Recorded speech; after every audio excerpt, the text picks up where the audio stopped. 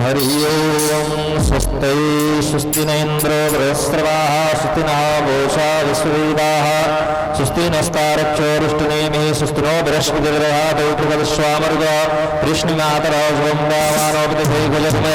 अग्निर्यवामनः सूर्यचक्षुषो विश्वेनो देवावसागमन्यः भद्रं कर्णेभिः शृणुयाम देवा।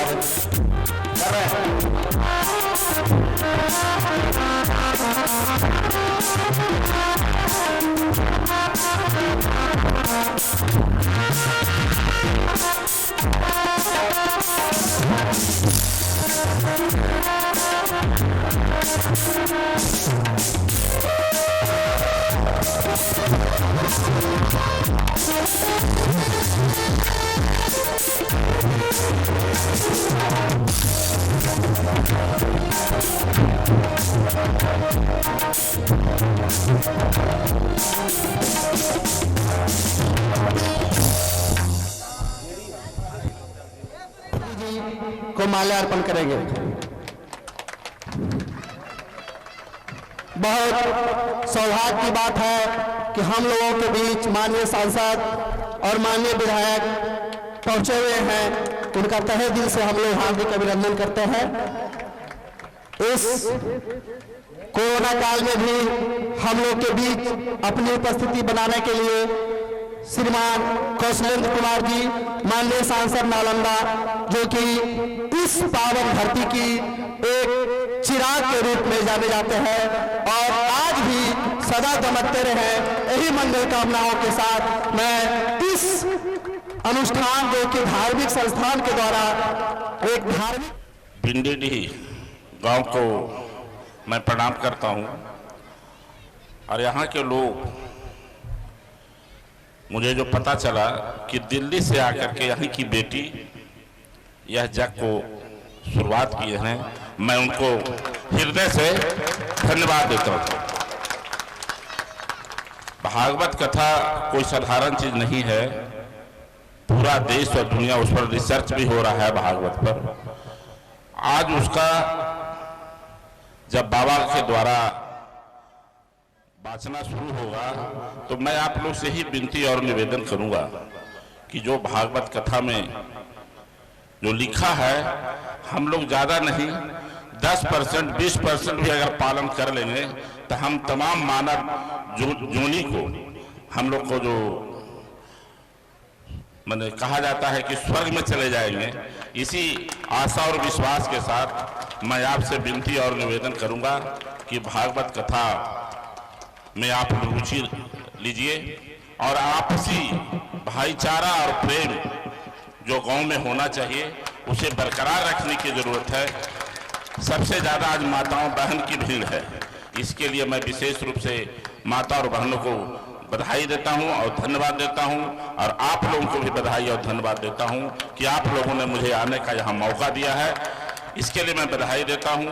बाबा बाहर राजस्थान से आए हैं, अयोध्या जी से बाबा आए हैं। मैं उनके पूरी मंडली को कोटि कोटि धन्यवाद देता हूं कि आप यहाँ भिंडीडीह आज आए हैं। हमारे जिले में जहाँ भी आप जाएंगे हम लोग का भी प्रयास होता है कि आपकी बात को हम लोग सुने। यही बात कहकर मैं अपनी बात को समाप्त करता हूँ। बहुत बहुत धन्यवाद। जो कि हमारे युवा हैं, हम लोगों के पथ प्रदर्शक हैं और आगे भी रहेंगे, हम आशा करते हैं और हमेशा प्रगति के रास्ते पर हम लोगों को चलाते रहेंगे। हम उनसे भी दो शब्द की कामना करते हैं। आदरणीय कौशल किशोर जी।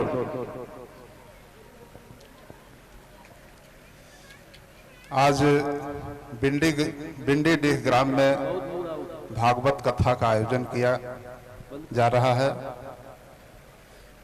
उसमें आए हुए सभी माताओं, बहनों, गुरु सभी को मेरा प्रणाम है। मैं आशा करता हूं कि इस कोरोना काल में भागवत कथा का जो हो रहा है उसका आनंद लें और कोरोना काल जो भी चल रहा है इसमें सोशल डिस्टेंसिंग का पालन अवश्य करें। धन्यवाद। आज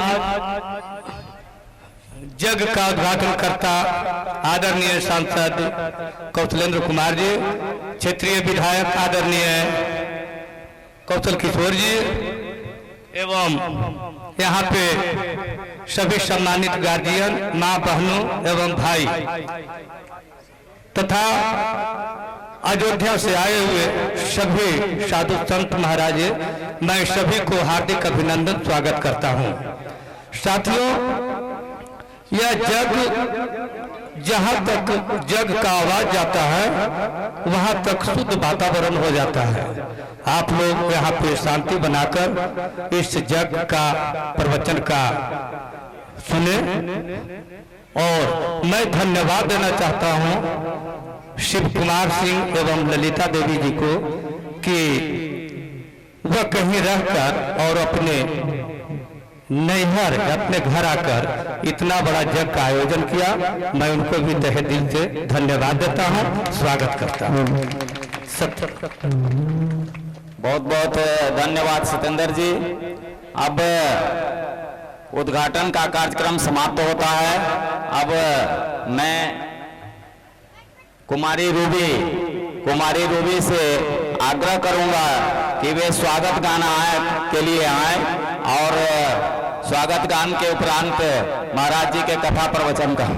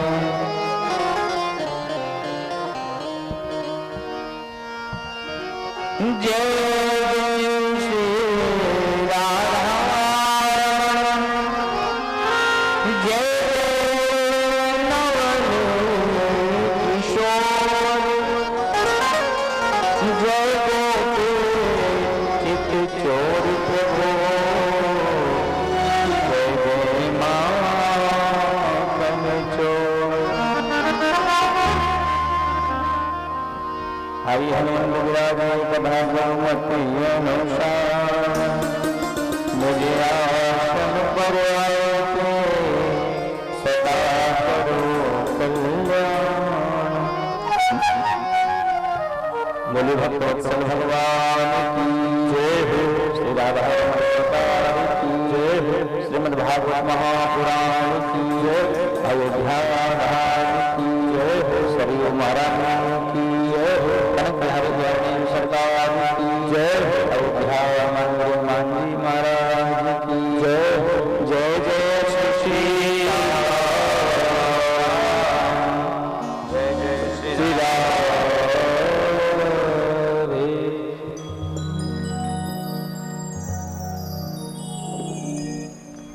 मंगल में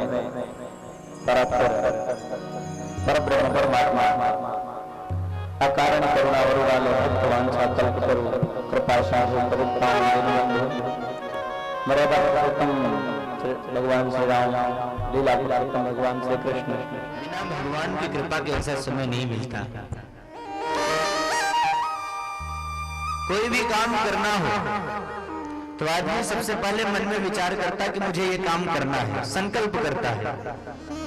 उसके बाद उस काम को पूरा करने के लिए मेहनत करता है, परिश्रम करता है।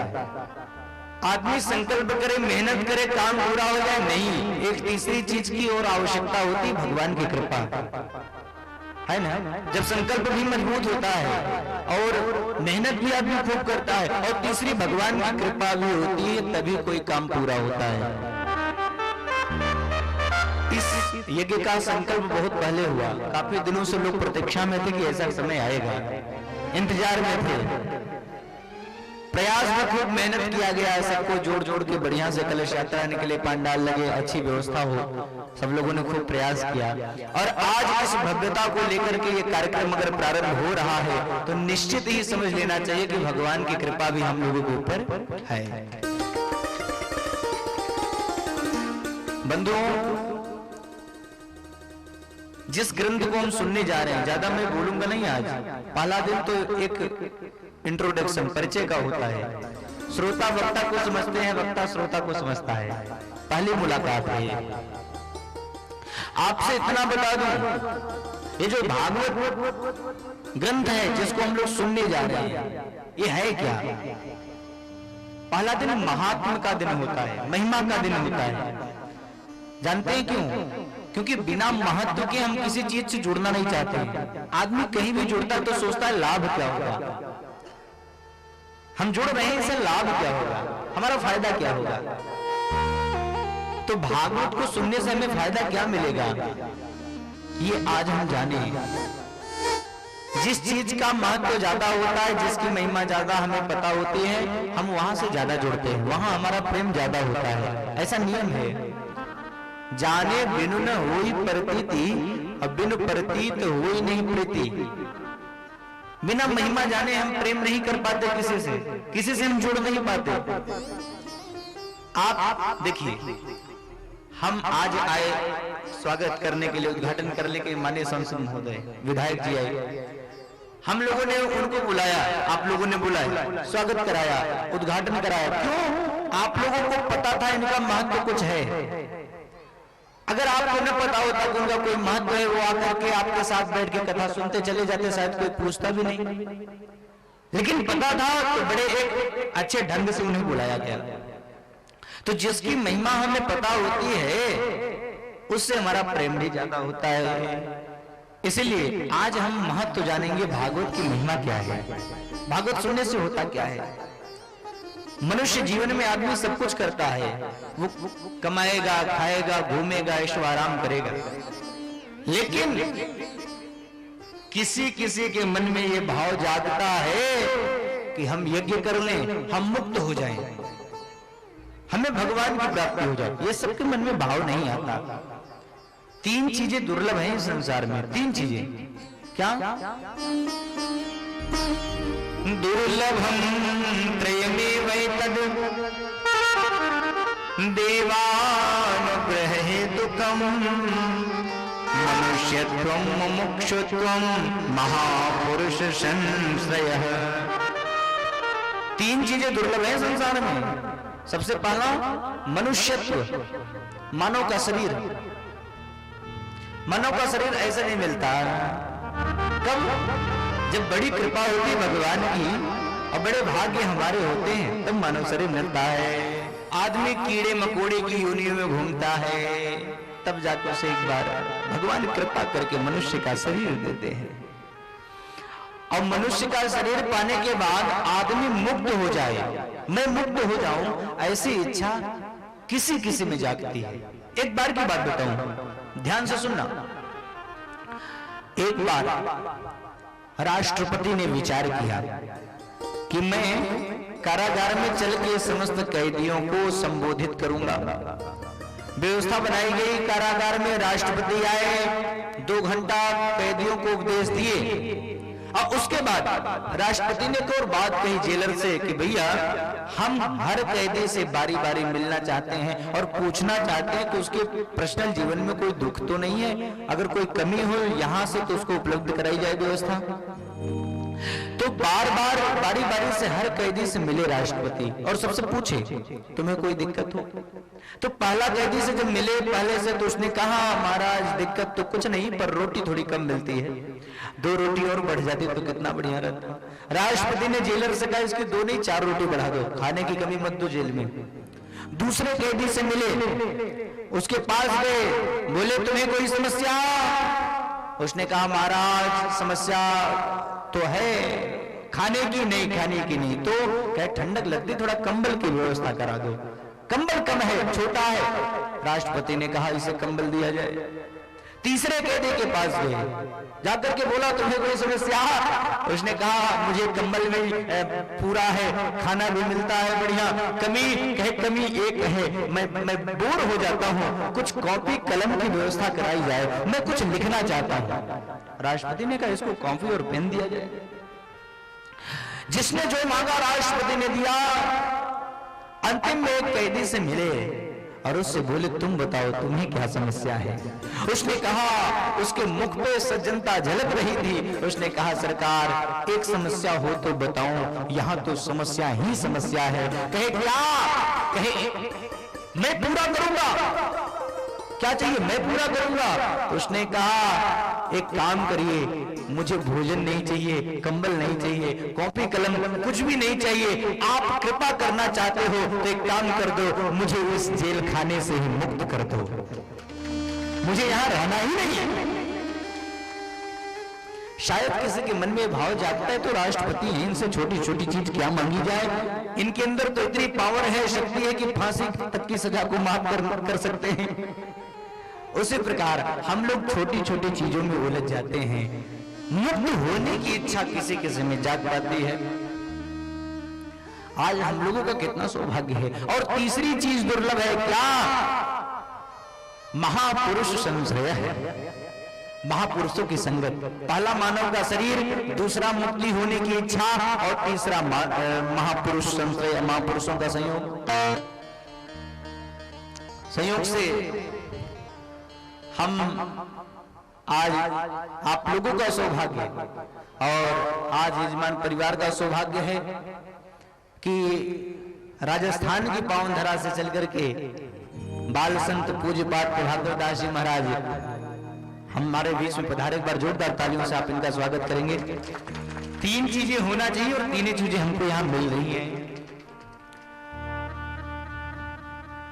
बंधुओं, ज्यादा बात न करके हम सोच रहे हैं महात्मा में प्रवेश करें। अब कुछ समझ में ना आए तो आप पूछ लेना, क्योंकि पहली बार का और काफी श्रोता ऐसे हैं जो कई बार कथा सुन चुके हैं, हाँ कई बार पधारे हैं, जिनके यहाँ आयोजन भी हो चुका है, ऐसे ऐसे लोग पधारे हैं। देखिए ये जो भागवत है, एक चीज और बता दो, भागवत क्या है? कोई कहानी, कोई इतिहास, कोई पुराण पुस्तक नहीं। केवल पुस्तक मत समझना इस भागवत को, केवल कोई कहानी मत, कोई इतिहास मत समझ लेना। ये भागवत जी है क्या? तेनेयं वाङ्मयीं मूर्तिं प्रत्यक्षा वर्तते हरे। ये साक्षात भगवान ही भागवत हैं। आपसे बताऊं, उद्धव जी जब भगवान अपने धाम को जाने वाले थे, तब की बात बता रहा हूं, तो उद्धव जी ने भगवान से प्रश्न किया और बड़ा महत्वपूर्ण प्रश्न किया। उद्धव जी ने कहा, सरकार अब तो आप जा रहे हो, एक रावण के लिए एक राम को आना पड़ा, एक कंस के लिए एक कृष्ण को आना पड़ा, लेकिन कलयुग में बड़ी भारी दुर्दशा होने वाली है। यहाँ तो हर घर घर में रावण और कंस दिखाई पड़ेंगे। तो प्रभु मैं आपसे पूछना चाहता हूँ, आपके कितने अवतार होंगे? एक रावण के लिए एक राम आए, एक कंस के लिए कृष्ण को आना पड़ा, घर घर में रावण कंस जब दिखाई पड़ेंगे तो आपके कितने अवतार होंगे? आप क्या करोगे? उद्धव जी से भगवान ने बात कही, उद्धव अब मेरे अवतारों से काम चलने वाला नहीं है, काम चलेगा तुम केवल और केवल मेरी कथाओं से काम चलेगा। मैं कहीं जा नहीं रहा हूं। उसी समय भगवान का शरीर एक तेज के रूप में परिवर्तित हुआ और वही तेज आकर के भागवत जी में समाहित हो गया। भगवान हमारे और आपके बीच में भागवत के रूप में है। वाङ्मयीं मूर्तिं प्रत्यक्षा वर्तते हरे, प्रत्यक्ष ये हरि ही हैं। श्रीमद् भागवत, इस ग्रंथ का क्या नाम है? श्रीमद् भागवत। श्रीमद् का क्या अर्थ है? भागवत का क्या अर्थ है? मैं आपको थोड़ी थोड़ी बात बताता चलूं। श्रीमद्, श्री का अर्थ क्या है? श्रीणोति आश्रित जन दुखम इति श्री। श्री का अर्थ है राधा रानी, प्रिया जी, किशोरी जी। मद, ये श्री का मद है, ये किशोरी जी का मद है। मद का अर्थ क्या होता है? मद का दो अर्थ होता है। एक मद का अर्थ होता है काम, क्रोध, लोभ, मोह, ये सारे मद हैं। मद 5 प्रकार का मद संसार में होता है। जिसको मद चढ़ता है उसकी स्थिति व्याकुलता जैसी हो जाती है, बावरा टाइप का हो जाता है। हाथी के ऊपर चढ़ता है तो हाथी को पागल कर देता है मद। संसार के लोगों में चढ़ता है तो संसार को पागल कर देता है। हाथी जानते हैं? हाथी शब्द से एक बात याद आई। हाथी कहते किसे जानते हैं? हाथी। वेदांत में मनुष्यों को हाथी कहा गया, हम लोगों को हाथी कहा गया। हाथी जानते हैं क्यों? मनुष्य में एक सबसे बड़ी कमी होती है, क्या? वो भूतकाल के विषय में ज्यादा सोचता है, अतीत के बारे में ज्यादा सोचता है। जो बीत गया उसके विषय में जो ज्यादा सोचे वही हाथी है। हाँ, मेरे पास भी घड़ी थी, हाँ थी। हाँ, मेरे पास भी गाड़ी थी, हाँ थी। हाँ, मेरे पास भी बीवी थी, हाँ थी, है ना? तो जो भूतकाल के विषय में ज्यादा विचार करे वही हाथी है। अब मनुष्यों की सबसे बड़ी कमी है, जो बीत जाता उसी पे ज्यादा विचार करते हैं, सोचते हैं। श्रेष्ठ व्यक्ति कौन है? गीता में भगवान ने कहा है, अशोच्यानन्व सोचस्त्वं प्रज्ञावादांश भाषसे गतासून गतासोश्च नानु शोचन्ति पंडिताः।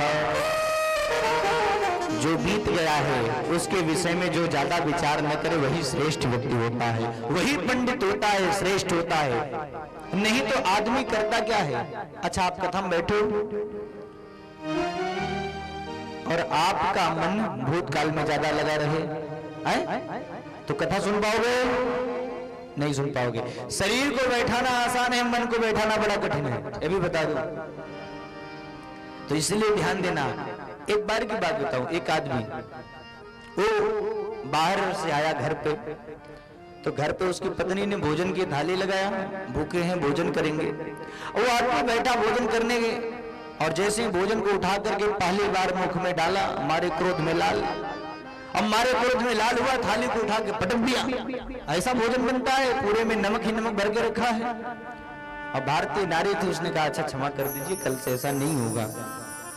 क्षमा मांग लिया। दूसरे दिन भोजन करने बैठे, फिर पत्नी ने भोजन की थाली बढ़िया लगा करके सामने रख दिया। महाशय आए, बैठे, अब भोजन करने के लिए पहला बार उठाया और मुंह में डाला, पहला ग्रसा, और जैसे मुंह में डाला कल वाली दशा, भोजन की थाली को उठाया फिर पटक दिया। पत्नी आज नाराज हो गई। पत्नी ने कहा ये बताओ तुमने थाली क्यों पटका? कल तुमने थाली पटका, मैं मानती हूं भोजन गड़बड़ था, नमक ज्यादा था, लेकिन आज तुमने थाली क्यों पटका? क्योंकि आज तुमसे पहले मैंने सास को भोजन कराया, ससुर को भोजन कराया, बच्चों को भोजन कराया, और सब लोगों ने मेरे भोजन की बड़ी प्रशंसा किया। आज तो भोजन अच्छा बना है, लेकिन मैं तुमसे पूछना चाहती हूँ आज तुमने थाली क्यों पटका? उन्होंने कहा देवी भोजन तो अच्छा बना, ये मुझे भी पता है। पत्नी ने कहा फिर थाली क्यों पटका? पति ने कहा मैं तुमसे ये पूछना चाहता हूं जैसा तुमने आज बनाया वैसा कल क्यों नहीं बनाया? जैसा तुमने आज बनाया वैसा कल क्यों नहीं बनाया? अब देखिए, सोच पुरानी थी तो वर्तमान का सुख चला गया, आगे से आया हुआ गया कि नहीं? इसीलिए पर भूतकाल में ज्यादा सोचोगे तो वर्तमान में जो कथा रूपी आनंद है इसे कभी नहीं ले पाओगे। जो बीत गया सो बीत गया, जो गया सो गया।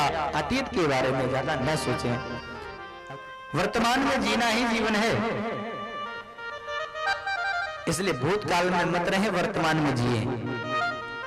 देखिए मन से ही कथा सुनी जाती है, ये नहीं शरीर बैठा दिए कथा पंडाल में बहादुरी, कोई नहीं। मन को बिठाना ही बहादुरी है। अच्छा, और जगह मन लगाना नहीं पड़ता, लग जाता है, लेकिन अच्छे काम में लगाना पड़ता है, वहां लगता नहीं जल्दी। फिल्म देखना हो ना 3 घंटे तो अपने आप लग जाएगा मन। 3 घंटे कब बीत गए पता नहीं चलेगा। अब पूजा करने अगर 10 मिनट बैठ जाओगे तो उगने लगेगा मन, जल्दी खत्म हो, पाठ तो बढ़िया है ना? आदमी विषय को बड़ा करता है, अध्यात्म को छोटा करता है। श्रीमद् भागवत ये प्रिया जी का मद है। ये प्रिया जी का मद कैसा है? कहीं ये प्रिया जी का स्वभाव है। ये श्रीमद् भागवत, भागवत में 4 अक्षर हैं, भाग व और ट।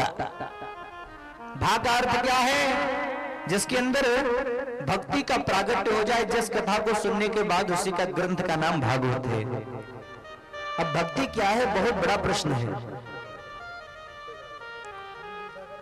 छोटे में बताऊं तो निश्चल और निष्काम भाव से भगवान के चरणों में प्रेम हो जाना ही भक्ति है। गा का अर्थ है ज्ञान, गति, गति दुर्गयाम। जिस ग्रंथ को सुनने के बाद हमारी गति बाधित हो जाए, बार बार जन्म लेना, बार बार मर जाना, इस गति से जो छुटकारा मिले उसी का नाम भागवत है। वह का अर्थ है वैराग्य और त्या का अर्थ है त्याग। वैराग्य क्या है? कहे किसी चीज से अपने आप मन छूट जाए वो वैराग्य है। और त्याग क्या है? कहे जहां छोड़ दिया जाए वो त्याग होता है। जैसे आपने कहा कि महाराज हलवा हमें अच्छा ही नहीं लगता, हम नहीं खाते, तो यानी हलवे से आपको वैराग्य हो गया, नहीं अच्छा लगता, छोड़ दिया आपने। लेकिन हमें बहुत पसंद है हलवा, फिर भी हम नहीं खाते, हमने छोड़ दिया, इसका नाम है त्याग। इसे त्याग कहते हैं। तो ये भागवत शब्द का अर्थ है। और आगे हम लोग भागवत के महात्म्य में 6 अध्याय हैं। प्रथम अध्याय के प्रथम श्लोक को श्रवण करते हैं। एक बार जितने लोग बैठे हैं पंडाल में, सब लोग हाथों को जोड़ के बोल दें जय श्री कृष्ण।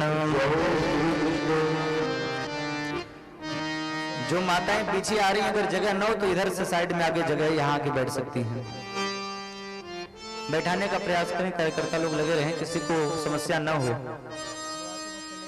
आइए श्लोक को श्रवण करते हैं। ये श्लोक कान में जाएगा, भगवान की बड़ी कृपा होगी, सारे पाप खत्म होंगे, इसलिए बड़े ध्यान से। सच्चिदानंद रूपाय विश्वोत्पत्त्यादिहेतवे तापत्रय विनाशाय श्री कृष्णाय वयं नमः। भगवान का नाम क्या है? सच्चिदानंद रूपाय। भगवान का नाम सच्चिदानंद है, हम लोग जानते हैं। सच्चिदानंद का मतलब क्या होता है? सत्य चित्त आनंद मिलाकर के बन गया सच्चिदानंद। अब आप कहोगे महाराज सत्य क्या है, चित्त क्या है, आनंद क्या है? सत्य किसे कहते हैं? सत्य भगवान को कहते हैं। ये दुनिया में दिखाई देने वाली कोई वस्तु सत्य नहीं है। क्यों? ये आज है, शायद कल ना रहे, इसलिए ये सत्य नहीं है। सत्य कौन है? ब्रह्म सत्यम। जो तीनों काल में रहता है वो सत्य होता है। हम बचपन में थे, भगवान तब भी थे, हम बड़े हुए, भगवान अभी भी हैं, कल को हम चले जाएंगे संसार छोड़ के, भगवान तब भी रहते हैं, इसलिए परमात्मा सत्य होते हैं। और दूसरा चित्त। चित्त का अर्थ होता है प्रकाश, चैतन्यता। जो भगवान सत्य स्वरूप में है उनके अंदर चैतन्यता है। चैतन्यता का मतलब क्या है? कहे आपकी श्रद्धा जहां जागृत हो जाती है, भगवान वहीं से प्रकट हो जाते हैं। केवल मूर्तियों में भगवान नहीं रहते। अगर मूर्तियों में ही केवल भगवान रहते तो सबसे ज्यादा भीड़ वहां लगनी चाहिए जहां मूर्तियों की दुकान होती है ना? दुकान की मूर्तियों की कोई पूजा करता है?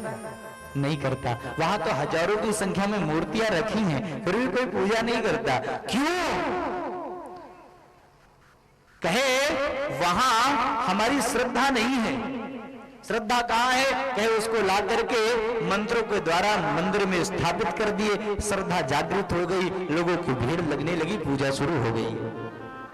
और जहां पूजा शुरू हो गई वहीं पर उस स्थान में शक्ति आ जाती है, ताकत आ जाती है, वहीं पर भगवान का वास हो जाता है। भगवान किसी खंबे वंबे में नहीं रहते, लेकिन प्रहलाद जी की आस्था जग गई कि इस खंबे में भगवान है, तो भगवान को उस खंबे से प्रकट होना पड़ा। मनुष्य की जहां श्रद्धा जागती है, भगवान वहीं से प्रकट हो जाते हैं, इसलिए उनका नाम है चित्त।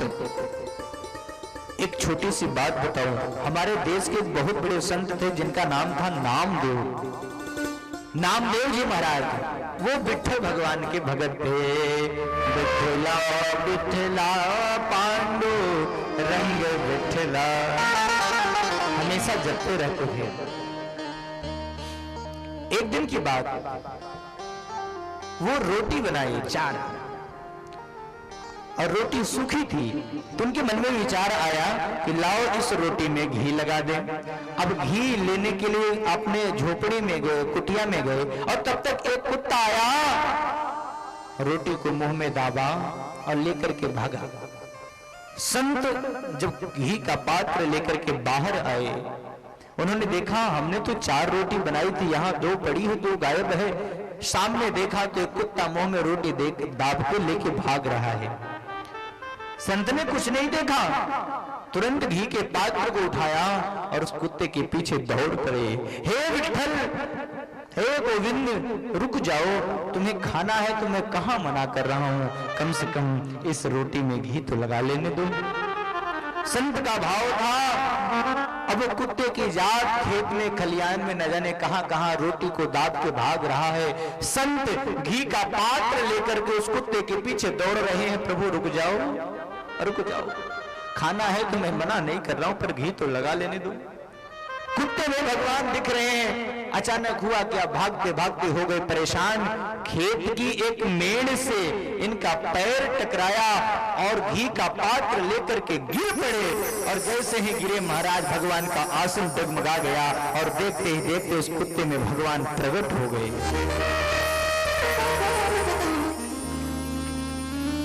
नामदेव जी के ऊपर भगवान ने कृपा किया, उस कुत्ते में भगवान को प्रकट कर दिया। भगवान के अंदर चैतन्यता होती है, जहां पर आपकी आस्था टिक जाए भगवान वहीं से प्रकट होता है, इसलिए उसका नाम चित्त होता है। आनंद, आनंद भी भगवान का ही नाम है। अच्छा, आप लोग तो कथा के रसिक हैं, सुनते हैं, जन्मोत्सव के दिन हम लोग गाते हैं भजन, क्या, नंद के आनंद भयो जय कन्हैया लाल।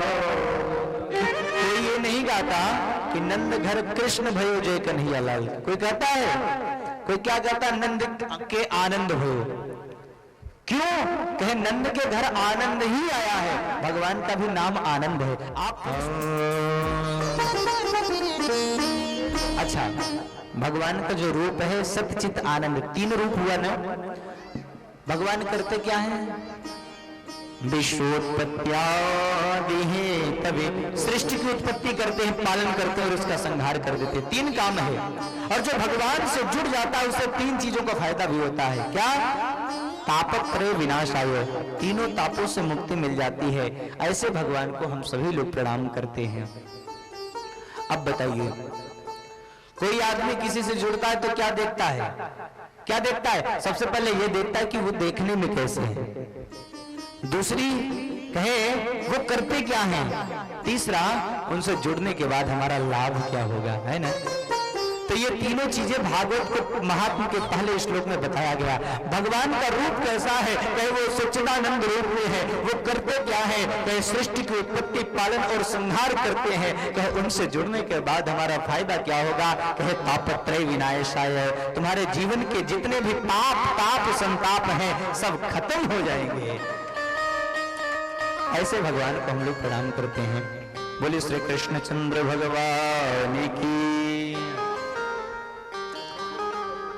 आगे सुखदेव भगवान को भी प्रणाम किया गया, उनके भी चरणों में बारंबार प्रणाम। उसके बाद कथा को प्रारंभ करते हैं। समझ में आ रहा कि नहीं कुछ? आप लोग बताओ, श्रोता लोग बताएंगे कुछ आ रहा है कि नहीं? कितने लोगों को आ रहा है, जरा हाथ ऊपर करेंगे। चलिए, बड़ी खुशी है, जोरदार तालियां सभी भक्तों के लिए। और बड़ा मन लगा करके आप लोग श्रवण कर रहे हैं, इसलिए आनंद भी आ रहा है। चूंकि नालंदा की तरफ प्रथम आगमन है, क्यों दोबारा है? प्रथम आगमन ही इधर है हमारा। एक बार की बात, नैमिषारण्य तीर्थ में, नैमिषारण्य की पावन भूमि पर हजारों महात्मा बैठे थे और एक कथा करने के लिए एक वक्ता बैठे थे जिनका नाम था सूत जी। तो श्रोता में से जो प्रधान श्रोता थे, जैसे यहाँ आदरणीय आप श्रोता के रूप में, मुख्य यजमान के रूप में हैं, उसी प्रकार वहां के जो मुख्य श्रोता थे उन्होंने एक प्रश्न किया कि ये बताइए, कलयुग के कलमशों से बचने के लिए मनुष्य क्या करे। जैसे गर्मी पड़ रहा है, कोई माई का लाल गर्मी रोक सकता है? नहीं रोक सकता। लेकिन गर्मी से बचने का उपाय हम कर सकते हैं। क्या? कि पंखे लगा लिए, छत लगा लिए, गर्मी से बचने का उपाय हम कर सकते हैं। तो कलयुग को कोई रोक नहीं सकता, पर कलयुग से बचने का उपाय है। क्या करें हम लोग? भगवान का ऐसा कोई साधन बताइए जिससे कृष्ण की प्राप्ति हमको हो जाए। ये प्रश्न सुन करके सूत जी बड़े प्रसन्न हुए। उन्होंने कहा, ऋषियों, तुमने बड़ा सुंदर प्रश्न किया है, हम तुम्हें बताएंगे, समस्त सिद्धांतों का सार सुनाएंगे। सुनो, ध्यान से सुनना। जैसे हम कोई अमूल्य चीज किसी को देते हैं तो क्या कहते हैं, भैया संभाल के रखना, बहुत महंगी है ना। उसी प्रकार गुरु जब शिष्य को कोई अमूल्य बात बताने जाता है तो कहता है, ध्यान से सुनना। एक क्षण के लिए भी तुम्हारा मन हटा तो तुम डिस्टर्ब हो जाओगे, इसलिए ध्यान से सुनना।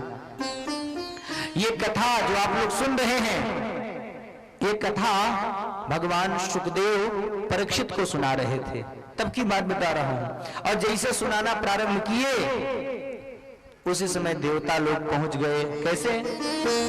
अमृत का कलश लेके पहुंच गए। हे महामुनि, ये अमृत का कलश परीक्षित को पिला दीजिए, वो अमर हो जाएंगे। उसके बदले में ये जो कथा है वो हमको पिला दीजिए। सुखदेव जी ने कहा, पागल हो गए, कथा का मोल भाव करते हो, तुम कथा के अधिकारी नहीं हो। अभक्त जान करके देवताओं को डांट करके सुखदेव भगवान ने भगा दिया।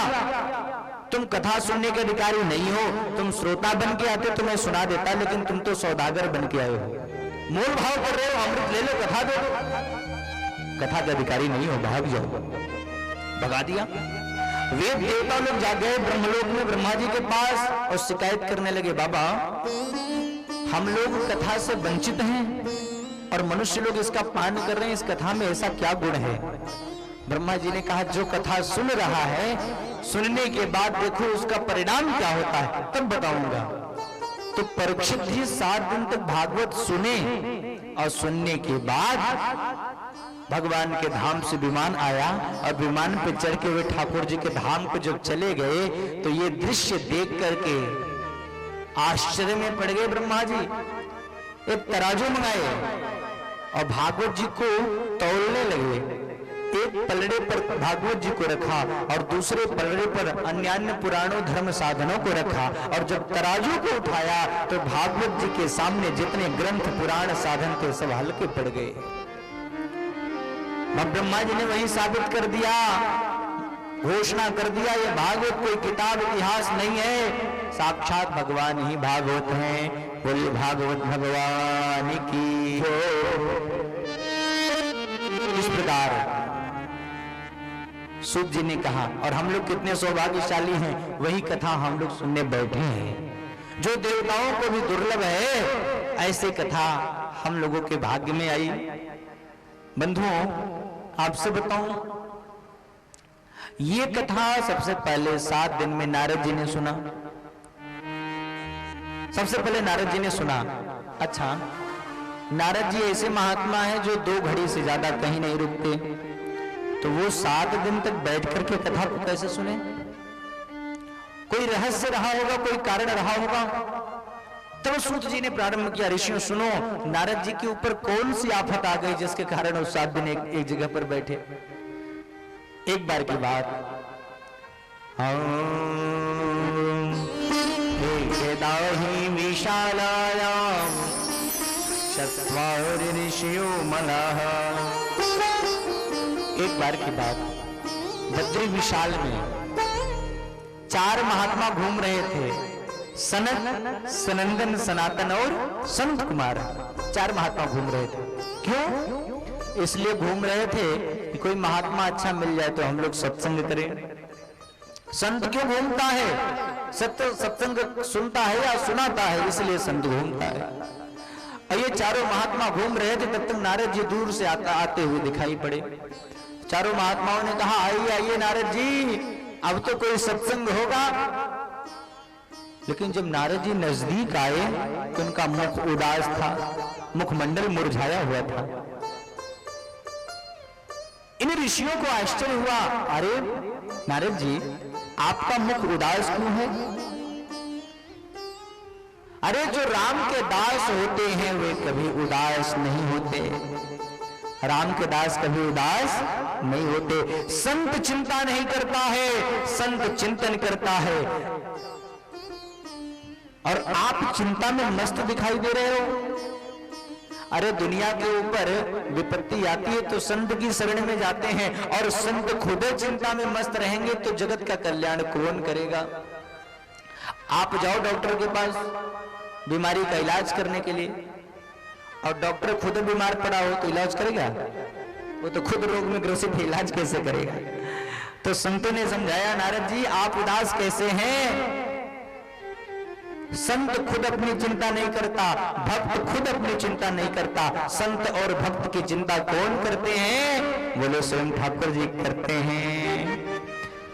गिरह गांठ नहीं बांधते, जब देवे तब खाए, और तिनके पीछे हरि फिरे, कि कहीं भूखे ना रह जाए। तो संत की चिंता कौन करता है? साक्षात ठाकुर जी। क्यों करते हैं? आप लोग भी चाहते हैं हमारी चिंता भगवान करें? कितने लोग चाहते हैं कि हमारी भी चिंता ठाकुर जी करें? जरा हाथ ऊपर करेंगे। वाह, बहुत सुंदर, नीचे करें। कैसे करेंगे मैं बताता हूं। आपने भागवत के ऊपर पैसा बहुत चढ़ाया होगा, कपड़ा बहुत चढ़ाया होगा, और कुछ चढ़ाया होगा। आज एक नई चीज चढ़ा दो। क्या चढ़ा दो? कहे अपनी जितनी चिंता है ले आकर के भगवान को चढ़ा दो। चिंता चढ़ा दो, प्रभु लो आप संभालो, अब आपके ही हवाले सब कुछ है। चिंता चढ़ा दो। आप कहोगे महाराज रुपया पैसा चलाते तो कुछ प्रसाद मिल जाता है, कुछ मिठाई मिल गया, कुछ फल मिल गया, तो ये चिंता चढ़ाने से प्रसाद क्या मिलेगा? हम कहते हैं चिंता चढ़ाओ और प्रसाद के रूप में इनका चिंतन ले जाओ, इनका चिंतन करना प्रारंभ कर दो। और जिस दिन से विश्वास पूर्वक तुमने इनका चिंतन करना प्रारंभ कर दिया, उसी दिन से गारंटी है ये तुम्हारी चिंता करना प्रारंभ कर देंगे। संतों ने कहा, नारद जी संत चिंता नहीं करता, आप क्यों उदास हो? कहां से आ रहे हो, कहां जा रहे हो? नारद जी ने कहा, सुनो मेरी उदासी का कारण क्या है। एक बार मैं घूम रहा था पृथ्वी लोक में, बड़ा उत्तम लोक समझ करके पृथ्वी को मैं धरती पे घूम रहा था। क्यों? शांति पाने के लिए, कि मुझे शांति मिले, इसलिए धरती पे घूमा। तो संतों ने कहा, नारद जी आप कहां गए कि आपको शांति नहीं मिली? नारद जी ने कहा, मैं तीर्थों में गया, शांति नहीं मिली। तो कहे तीर्थ में शांति नहीं मिलती तो किसी साधु के यहाँ संत के यहाँ जाते? कहे संतों के यहाँ भी शांति नहीं मिली। तो कहे गृहस्थों के घर जाते हैं, गृहस्थ लोग तो बड़े भगत होते हैं, उनके घर शांति मिल जाती, उनके यहाँ शांति मिलेगी जरूर। तब नारद जी ने कहा, गृहस्थों के घर भी गया पर कोई शांति नहीं मिली। क्यों नहीं मिली? गृहस्थों के घर में क्या कमी मिली आपको? नारद जी ने कहा, सुनिए, तरुणी प्रभुता शान को बुद्धिदायक है, कन्या विक्रयणो लोभान दंतपति नाम चक्रौ। गृहस्थों के घर में क्या कमी? कहे कन्या विक्रयणो लोभान। आजकल संबंध नहीं होते, सौदे होते हैं। जहां पर सौदा पट गया वहीं पर रिश्ता पक्का, संबंध नहीं सौदा होता है। एक बार की बात बताऊं, एक आदमी था, अपने बेटे की शादी कर रहा था। तो जो बेटे की शादी करता है तो वो क्या बन जाता है? समधी। समझ रहे ना? समधी बन जाता है। तो समधी बन करके बेटे का विवाह करने जा रहा था। तब तक एक महात्मा रास्ते में मिल गए, कहे भैया आज तो बड़े खुश लग रहे हो। उसने कहा, आज समधी बन गया इसलिए खुश हूं। तो संत ने कहा, ये बताओ समधी बन गए हो, क्या समधी का अर्थ जानते हो कि समधी का अर्थ क्या होता है? उसने कहा, समधी का अर्थ तो हमें नहीं पता। संत ने कहा वाह, समधी बन भी गए और समधी का अर्थ ही नहीं पता। उसने कहा महाराज छोड़ो जाने दो, समधी के अर्थ से हमको क्या लेना, हम तो अर्थ के लिए ही समधी बने हैं। अब बताओ समधी के अर्थ से क्या मतलब, हम तो अर्थ के लिए, यहां पर अर्थ का दो अर्थ है ना। समधी के अर्थ से क्या मतलब, हम तो धने के लिए समधी बने हैं। तो वही हाल है, आजकल संबंध नहीं सौदा होता है। ये हम नहीं, ये भागवत का महात्मा कह रहा है, कन्या विक्रयणो लोभान दंपति नाम छकल। कन्याओं का क्रय विक्रय होता है और तरुणी प्रभुता गई है। और वही बहू रानी जब नई नई घर में आ जाए तो फिर महा उत्पात। जो पैसे लेके आएगी महाराज उसके भाव अलग होते हैं, उसके तेवर अलग होंगे।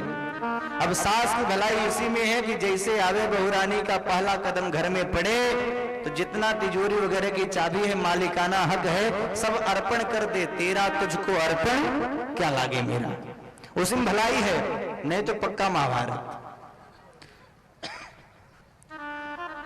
अच्छा एक बार की बात बताओ, घर में बहू आ गई तो जब नई नई बहू घर में आती है तो उसका बड़ा सम्मान होता है। 2-4 दिन 10 दिन 20 दिन या 1 महीना जो भी हो, तो उसके बाद घर के काम उससे करवाते हैं, उसके पहले नहीं कराते हैं। तो 2-4 दिन उसका बड़ा सम्मान होगा। अब एक घर में बहू आ गई तो 1 महीना बीत गया, घर का कोई काम करबे नहीं करे। तो सास सोच रही थी अरे कम से कम काम तो करती कुछ, 1 महीना बीत गया। तो सास ने एक आइडिया लगाया, एक उपाय लगाया। सास ने सोचा कल मैं इसको दिखा दिखा के झाड़ू लगाऊंगी द्वार पे, और जब ये देखेगी तो इसके मन में भाव आएगा सासू माँ है बेचारी बूढ़ी हो गई, अब ये झाड़ू लगाएगी, अच्छा नहीं मैं लगा लूंगी। अब सुबह सुबह बहू उठ गई, बहू को दिखा करके सास ने झाड़ू लगाना शुरू किया। जितना बड़ा दरवाजे का द्वार था पूरे में झाड़ू लगा दिया। बहू बोली ही नहीं कि सासू माँ झाड़ू हमको दे दो।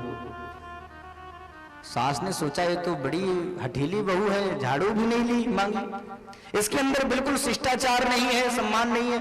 तो अपने बेटे को बुलाई, बेटे से बोली सुनो ये तुम्हारी धर्म पत्नी काम वाम नहीं करेगी क्या? अरे कुछ तो करे, चाय तक नहीं बनाती, सब मुझे करना पड़ता है। बेटे ने कहा माँ आप बताओ क्या करूं मैं? कहे उससे बोलो। तो बेटे ने कहा डायरेक्ट कैसे बोलूं, आप कोई उपाय बताओ। अब बेटे की इतनी हिम्मत नहीं कि डायरेक्ट बोल दे काम करो तुम घर का। तो माँ ने कहा सुन जब डायरेक्ट नहीं बोल सकता तो कल जब मैं झाड़ू लगाऊंगी तो बहू के सामने आ जाना और कह देना माँ झाड़ू तू नहीं लगाएगी मैं लगाऊंगा। और जब तू झाड़ू मांगेगा तो इसके मन में भाव आएगा कि पति तो परमेश्वर होता है, वो झाड़ू लगाए इससे अच्छा मैं लगा लूं, इसके अंदर भाव आएगा। अब दूसरे दिन क्या हुआ, झाड़ू लगाना शुरू कर दिया माता जी ने। अब माता जी झाड़ू लगा रही है, बहू देख रही है। तब तक बेटा पहुंच गया, बेटे ने कहा माँ झाड़ू तू लगा रही, बूढ़ी हो गई, मैं झाड़ू लगाऊंगा, तू नहीं लगाएगी। माँ ने कहा अरे नहीं नहीं मुझे लगाने दे, मेरे रहते तू झाड़ू नहीं लगाएगा, मेरा बेटा है तू। बेटे ने कहा नहीं नहीं माँ तू नहीं लगाएगी झाड़ू मैं लगाऊंगा। माँ ने कहा मैं लगाऊंगी, बेटे ने कहा मैं लगाऊंगा। बहू पड़ गई आश्चर्य में। बहू ने कहा क्यों लड़ाई करते हो, जब दोनों को लगाना है दोनों आधा आधा बांट लो। अब बताओ ये तरुणी प्रभुता है, शाल को बुद्धिदायक। माँ बाप से कोई परामर्श नहीं ले, तो ऐसी अवस्था कलयुग की बनी। तो नारद जी ने कहा ये सब देख करके मुझे शांति नहीं मिली, और शांति नहीं मिली तो मैं घूमता घूमता वृंदावन पहुंच गया। और जब वृंदावन पहुंच गया तो वृंदावन में बड़ी शांति मिली। और वृंदावन में भक्ति का अद्भुत नजारा है। बोले वृंदावन धाम की बंधुओं। तो नारद जी ने कहा वृंदावन में बड़ी शांति मिली जब मैं गया, लेकिन वहां पर मैंने एक दृश्य देखा। क्या? एक नौजवान कन्या है, नवयुवती है, और उसके सामने 2 80 वर्ष के बूढ़े लटके हैं, लेटे हैं। वो मूर्छावस्था में है, वो बेचारी रो रही है। कई और औरतें खड़ी हैं जो उनकी सेवा कर रही हैं। नारद जी ने सोचा चल के पूछूं क्या दुख है। फिर सोचने लगे नाना अपरिचित स्त्री से क्यों बात करूं। तब तक उस कन्या ने आवाज लगाया साधु सुनिए मेरी बात। हमने सुना है संतों के दर्शन से मनुष्य के बड़े बड़े पाप खत्म हो जाते हैं। बड़े भाग तब जानिए जब मिलने आवे संत, संतन को मिलियो करे सारा कष्टन को अंत। संत के दर्शन से मनुष्य के बड़े बड़े पाप खत्म हो जाते हैं। लेकिन संत मिलते कैसे हैं? दो प्रकार से साधु हमारे जीवन में मिलते हैं। बिनु हरि कृपा मिलहि नहीं संता। भगवान की कृपा के बिना संत नहीं मिलते। और दूसरा, पुण्य बिनु मिले ही नहीं संता। दो प्रकार से साधु हमारे जीवन में मिलते हैं, संत मिलते हैं। कैसे? एक भगवान की कृपा से मिलते हैं और दूसरा हमारे पुण्य के प्रभाव से मिलते हैं। जब मनुष्य ज्यादा पुण्य करता है ना तो उसके जीवन में संत मिलते हैं। और दूसरा, जब भगवान कृपा करते हैं तब संत मिलते हैं। आपके जीवन में संत मिल जाएं तो आपको कैसे पता चलेगा कि पुण्य से मिले हैं या भगवान की कृपा से मिले हैं? कैसे पता करोगे आप? एक सिद्धांत है, जब हम अपने पैर से चल करके साधु से मिलने जाते हैं और साधु का दर्शन हो जाता है, संत मिल जाते हैं, तो समझ लेना कि हमारे धर्म कर्म, हमारे पुण्य ज्यादा अच्छे थे जो साधु मिल गए। और कहीं साधु खुद कृपा करके अपने पैरों से चलता हुआ आपके दरवाजे तक पहुंच जाए तो समझ लेना भगवान की कृपा हुई है जो आज हमारे जीवन में संत मिल गए। बंधुओं, तो भक्ति महारानी ने कहा, महाराज पधारिए और मद चिंता मुझे नाशे, मेरी चिंता का आप नाश करिए। साधु ने कहा, नारद जी ने, आप कौन हो, आपका परिचय? उसने कहा, मेरा नाम भक्ति देवी, दोनों मेरे पुत्र हैं, ज्ञान वैराग्य बूढ़े हो गए, मूर्छित हो गए, इन्हें चैतन्य अवस्था में लाइए। भगवान के भक्त नारद जी ने कहा, चिंता मत करो, अभी मैं प्रयास करता हूं। नारद जी ने वेद का पाठ किया, वेदांत का पाठ किया, गीता का पाठ किया। थोड़े से जागते फिर सो जाते, थोड़े से जागते फिर सो जाते। तब तक आकाशवाणी हुई, नारद जी ऐसे काम नहीं चलेगा, आप सत्कर्म करिए। क्या करिए? सत्कर्म करिए। नारद जी ने मन में विचार किया, वेद का पाठ किया, गीता का पाठ किया, वेदांत का पाठ किया, क्या ये सत्कर्म नहीं है? और अगर ये सत्कर्म नहीं है फिर सत्कर्म है क्या? आकाशवाणी ने कहा, सत्कर्म क्या है ये तुम्हें कोई साधु बताए। अब नारद जी घूमने लगे कि सत्कर्म क्या है, क्या है। लोगों से पूछते तो लोग आश्चर्य में पड़ जाते, ब्रह्मा के पुत्र, इनको नहीं पता सत्कर्म क्या है, तो हम क्या बताएं? किसको बताएं? क्या बताएं? तो नारद जी घूमते घूमते वही चारों महात्मा से मिले हैं। नारद जी ने कहा, महात्माओं, इसीलिए मेरा मुंह उदास है, अब तुम ही बताओ वो सत्कर्म क्या है। सनत कुमारों ने कहा, नारद बाबा, वो सत्कर्म कुछ और नहीं है, श्रीमद् भागवत की कथा कराओ, इससे बड़ा सत्कर्म दुनिया में कोई नहीं है। नारद जी ने कहा, आप पागल हो गए हो? अरे मैंने वेद सुनाया उनको, और जब वेद से फायदा नहीं हुआ तो भागवत से वो दोनों कैसे नौजवान हो जाएंगे? क्योंकि वेद से ही भागवत निकला है। वेद रूपी कल्प वृक्ष का गला हुआ फल है भागवत, और जब वेद से फायदा नहीं हुआ तो भागवत से कैसे हो जाएगा? सनकादियों महात्माओं ने कहा, सुनो नारद जी, वेद कल्प वृक्ष है और वेद का फल है भागवत। कोई जरूरी नहीं जो काम वृक्ष न कर पाए वो फल भी न कर ले, ऐसा होता है। कोई आदमी फल खाए, आम का फल खाओ, फल खाने के बाद सोचो, वाह इतना मीठा फल, और जब ये फल इतना मीठा है तो वो वृक्ष कितना मीठा होगा जिसने इसे पैदा किया, और ये सोच करके आप वृक्ष खाने लगो, चबाने लगो, तो क्या फल और स्वाद मिलेगा? सनकादियों ने कहा, नारद जी, भागवत फल है, वेद वृक्ष है, तो जो काम फल कर सकता है वो वृक्ष नहीं कर सकता, इसलिए आप भागवत की कथा कराओ। अरे गन्ने के रस से ही शक्कर बनता है, है ना।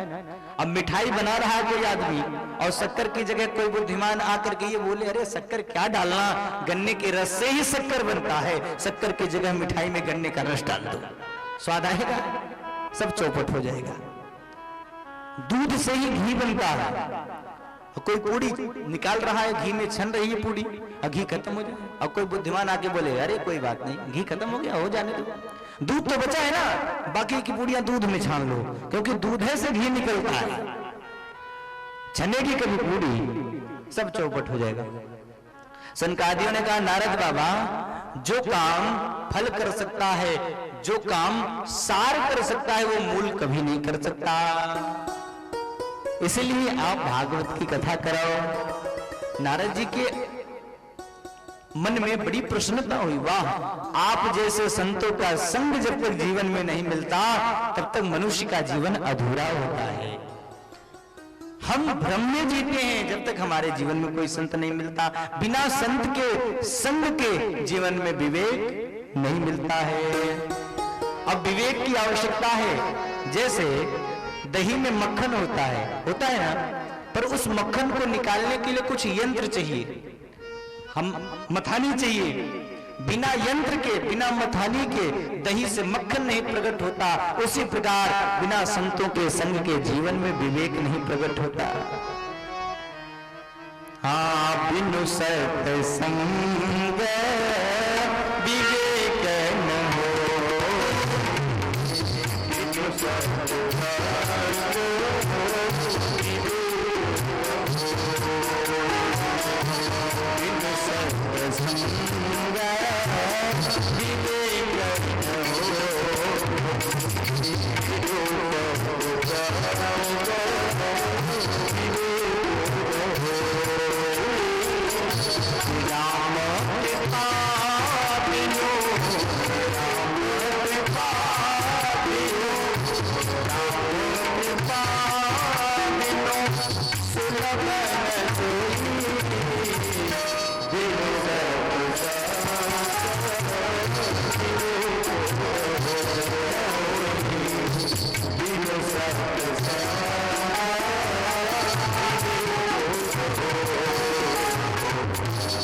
प्रेम से बोल रहे हैं, क्या बात है?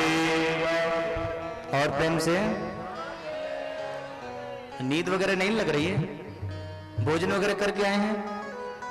भोजन कितने लोग करके आए, जरा हाथ ऊपर करें। करवर के आए हैं? यहां से जाके करेंगे, है ना? यहां से जाके करना है। कितने लोग व्रत हैं, जरा हाथ ऊपर करेंगे। काफी लोग हैं, कोई बात नहीं। यहां से जाके भोजन करेंगे, ज्यादा अच्छा रहेगा, क्योंकि भोजन करके बैठेंगे ना तो भोजन भजन एक साथ में मुश्किल हो पाएगा, है ना? तो बोल वृंदावन बिहारी लाल की जो। और एक निवेदन मैं और करूंगा, 7 दिन के लिए जो यज्ञ हो रही है, तो भोजन पे कम ध्यान दीजिए, भजन पे ज्यादा ध्यान दीजिए, ठीक है? समझ रहे हैं ना? कोई जरूरी नहीं रोज बढ़िया बढ़िया व्यंजन बना खा के आए तो कथा नहीं सुन पाओगे। फिर थोड़ा कम खाइए, है ना? खिचड़िए खा के रहो, लेकिन टाइम से कथा सुनने आओ। 7 दिन के लिए एक नियम बना लो, रूटीन बना लो कि हमको 6 बजे 6:30 बजे पहुंच जाना है कथा पंडाल में, ठीक है? 3 घंटे हमको भगवान को देना है टाइम, ऐसा आप विचार कर लो। और 6 दिन के लिए ऐसा नियम बना लो। भोजन और भजन में एक अंतर है। वैसे सारे अक्षर वही हैं, भजन भोजन, है ना? तीनों अक्षर मिलते जुलते हैं, थोड़ा सा अंतर है। क्या? भोजन जब लिखोगे तो एक मात्रा लगाना पड़ेगा, भोजन, है ना? और भजन लिखोगे तो कोई मात्रा। भोजन में मात्रा क्यों दे दी गई जानते हैं? इसलिए दिया गया भोजन में मात्रा कि मात्रा से ज्यादा करोगे ना तो गड़बड़ कर देगा। मात्रा में करना, लिमिट में करना भोजन। और भजन में कोई मात्रा नहीं, जितने करोगे उतने आनंद प्रदान करेगा, कल्याण करेगा। बोल भक्तवत्सल भगवान की। अब क्या हुआ, नारद जी ने भागवत के कथा का आयोजन किया। कहां पर? गंगा द्वार। गंगा द्वार कहां है? कि हरिद्वार को ही गंगा द्वार बोला जाता है। हरिद्वार के 2 नाम है, एक हरिद्वार, एक हरद्वार। हरिद्वार जो बद्रीनाथ जाते हैं भक्त लोगों को कहते हैं हरिद्वार है, ये भगवान हरि का द्वार है। और जो केदारनाथ जाते हैं वहां से 2 जगह जाने का रास्ता है, तो वो बोलते हैं हरिद्वार ये शंकर जी का द्वार है। और तो व्यास जी ने सोचा 2 नाम है, एक मैं तीसरा नाम दे दूं। तो व्यास जी ने लिख दिया गंगा द्वार समीपे तू तत्मानंद नाम कम। गंगा द्वार, वहां पर कथा का आयोजन हुआ एक बरगद के पेड़ के नीचे। तब तो टेंट पंडाल और माइक की इतनी अच्छी व्यवस्था नहीं थी, तब बालू की व्यास गद्दी बनाई गई और टेंट के रूप में जो बरगद की डालियां थी, पत्ते थे, वे टेंट का काम किए और ध्यान अवस्था में ही प्रचार प्रसार हुआ। जो साधु लोग ध्यान भजन कर रहे थे सबको ज्ञात हो गया कि इस डेट से वहां कथा होनी है। तब बैनर और पोस्टर का जमाना नहीं था, सबको पता चला। तो जिनको पता चला वे लोग सब परिवार पहुंचे, जो गृहस्थ लोग हैं बाल बच्चों के साथ पहुंचे, जो साधु लोग हैं शिष्यों के साथ पहुंचे और बड़ी भीड़ लग गई वहां। बंधुओं, कौन कौन आया?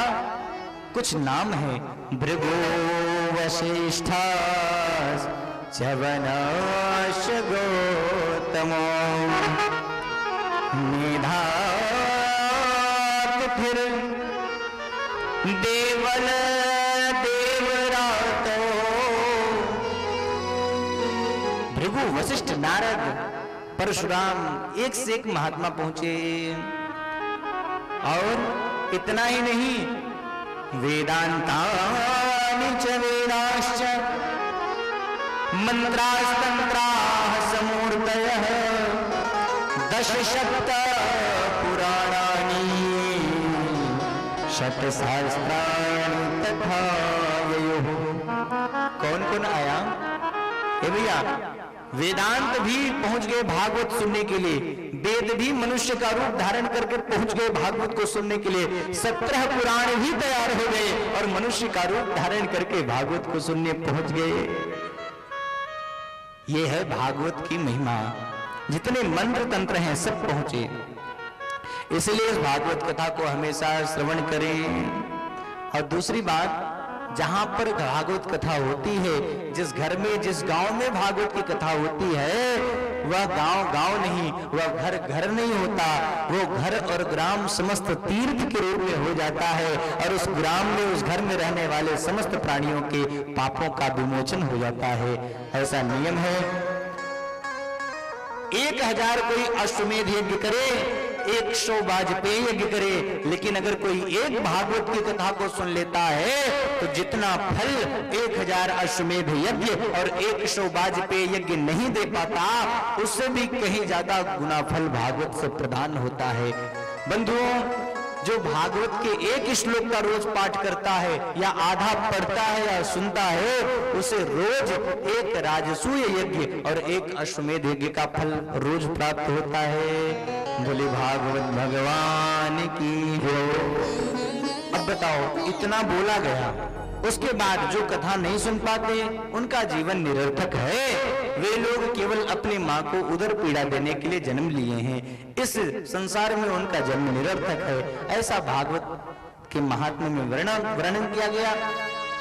इतना वर्णन कर रहे थे, तब तक जो भक्ति के दोनों पुत्र थे वो अपने आप नौजवान हो गए और नौजवान होकर के कथा के मध्य प्रकट हो गए। और जैसे ही प्रकट हुए, सुंदर कीर्तन हुआ और भक्ति के साथ दोनों पुत्र नाच पड़े। बोले भागवत भगवान की जय। अभी कथा शुरू नहीं हुई, केवल महात्मा में इतनी ताकत थी कि दोनों को नौजवान कर दिया। सोचिए।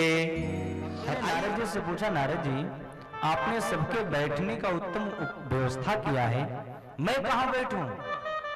अहम को तिष्ठामि, मैं कहां बैठूं?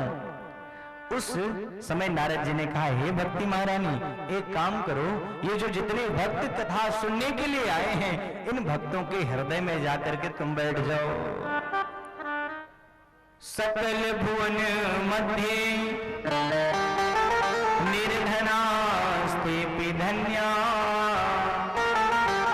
निवसते हृदयेषां श्री हरे भक्तिरेका। सारे त्रिभुवन में वह आदमी निर्धन होने के बाद भी धन्य है जिसके हृदय में भक्ति का वास होता है। भले वो निर्धन है फिर भी वो धन्य है। क्यों? कहे जिसके हृदय में भक्ति होती है तो भगवान क्या करते हैं, भगवान बरबस विवश होकर के अपना लोक छोड़ करके आते हैं और उस भक्त के हृदय में बैठ जाते हैं। कैसे? भक्ति सूत्रोपनद्ध है, स्वतंत्र होकर नहीं बैठते, भक्ति के सूत्र में बंध के बैठ जाते हैं।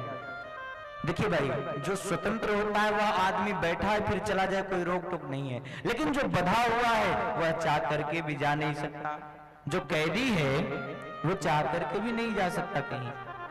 आपने सूरदास जी की कथा सुनी होगी।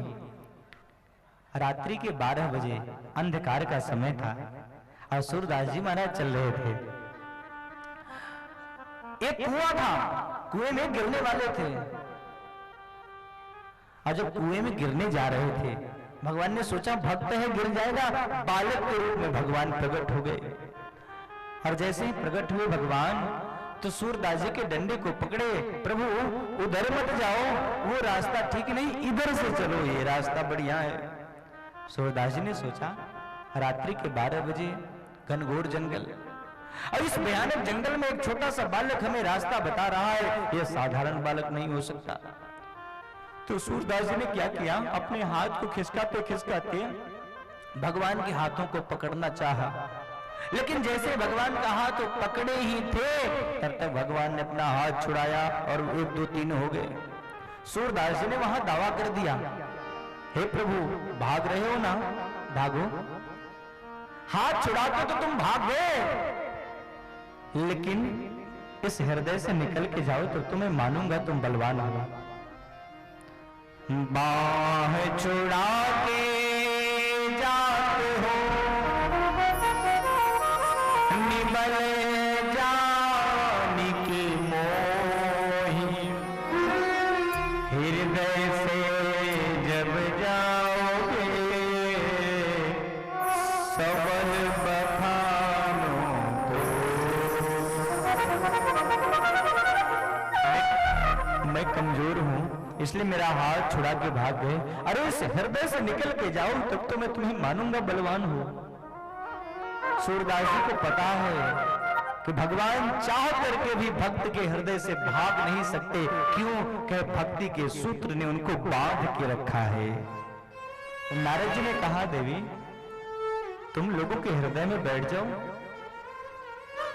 और इसके बाद नारद जी ने प्रश्न किया ऋषियों से कि ये बताइए इस कथा के प्रभाव से और कौन कौन पवित्र हो सकता है और कौन कौन मुक्त हो सकता है इस कथा के प्रभाव से, जरा हमको बताइए। तब जाकर के ऋषियों ने कहा, सुनिए नारद जी, हम आपको एक इतिहास सुनाते हैं। जो आदमी जीवन भर पाप करता है, पाप करते करते मर जाता है, मरने के बाद भी अगर कथा उसके नाम से होती है, उसके कानों में कथा पड़ जाए तो उस प्रेतात्मा का भी उद्धार हो जाता है। ये भागवत की महिमा है नारद जी, सुनिए। अब आपको हम एक इतिहास बताते हैं, जरा ध्यान से सुनना। तुंगभद्रा नदी के किनारे का एक नगर था। तुंगभद्रा तटे पूर्वम भूतप्रतममुत्तमम् यत्र वर्णाः स्वधर्मेण सत्य सत्कर्म तत्पराः। एक नगर है तुंगभद्रा नदी के किनारे, वहां पर एक ब्राह्मण देवता रहते थे जिनका नाम था आत्मदेव। बहुत बढ़िया उनका घर बना था, धन की कोई कमी नहीं थी, रुपया पैसा भी खूब था। एक पत्नी थी जिसका नाम था धुंधली। उनके पास एक चीज की कमी थी, क्या? बेटा नहीं था, पुत्र नहीं था उनके पास। हे भैया, हमेशा उदास रहते थे, भगवान हमको बेटा क्यों नहीं दिए? हर व्यक्ति के जीवन में कुछ न कुछ अभाव होता है, सबको सब कुछ नहीं मिल पाता। या सुंदरी सा पतिना विहीना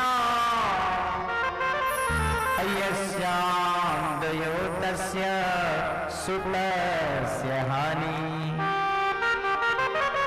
जो बहुत सुंदर स्त्री होती है उसके अनुरूप उसे पति नहीं मिल पाता। कदाचित पति भी सुंदर मिल गए, पत्नी भी सुंदर मिल गए, तो कहीं एक बेटे की कमी हो गई, और कहीं ऐसा हो गया पति पत्नी भी अच्छे, बेटा भी अच्छा निकल गया तो धन की कमी हो गई। कहीं न कहीं कोई न कोई कमी तो रहती है संसार में।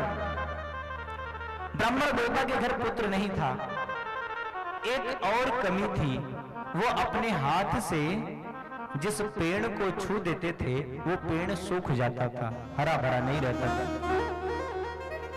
और 7 साल हो गया, 7 वर्ष हो गया, उनके घर में एक गाय बंधी है, उस गाय के पेट से भी किसी संतान का जन्म नहीं हुआ। अब बताइए, अब तो पड़ोसी भी ताना मारने लगे, इसका मुंह देखना पाप है, इसके पास तो वंश ही नहीं है। संसार के लोग जब ताना मारने लगे तो ब्राह्मण देवता सुन करके सोचने लगे कि मेरे पास पुत्र नहीं है, इससे अच्छा मैं कहीं मर जाऊं जाके। दुनिया है ना, समय के साथ चलती है। समय अच्छा है तो सब अपने होते हैं, समय गड़बड़ है तो सब विपरीत हो जाते हैं।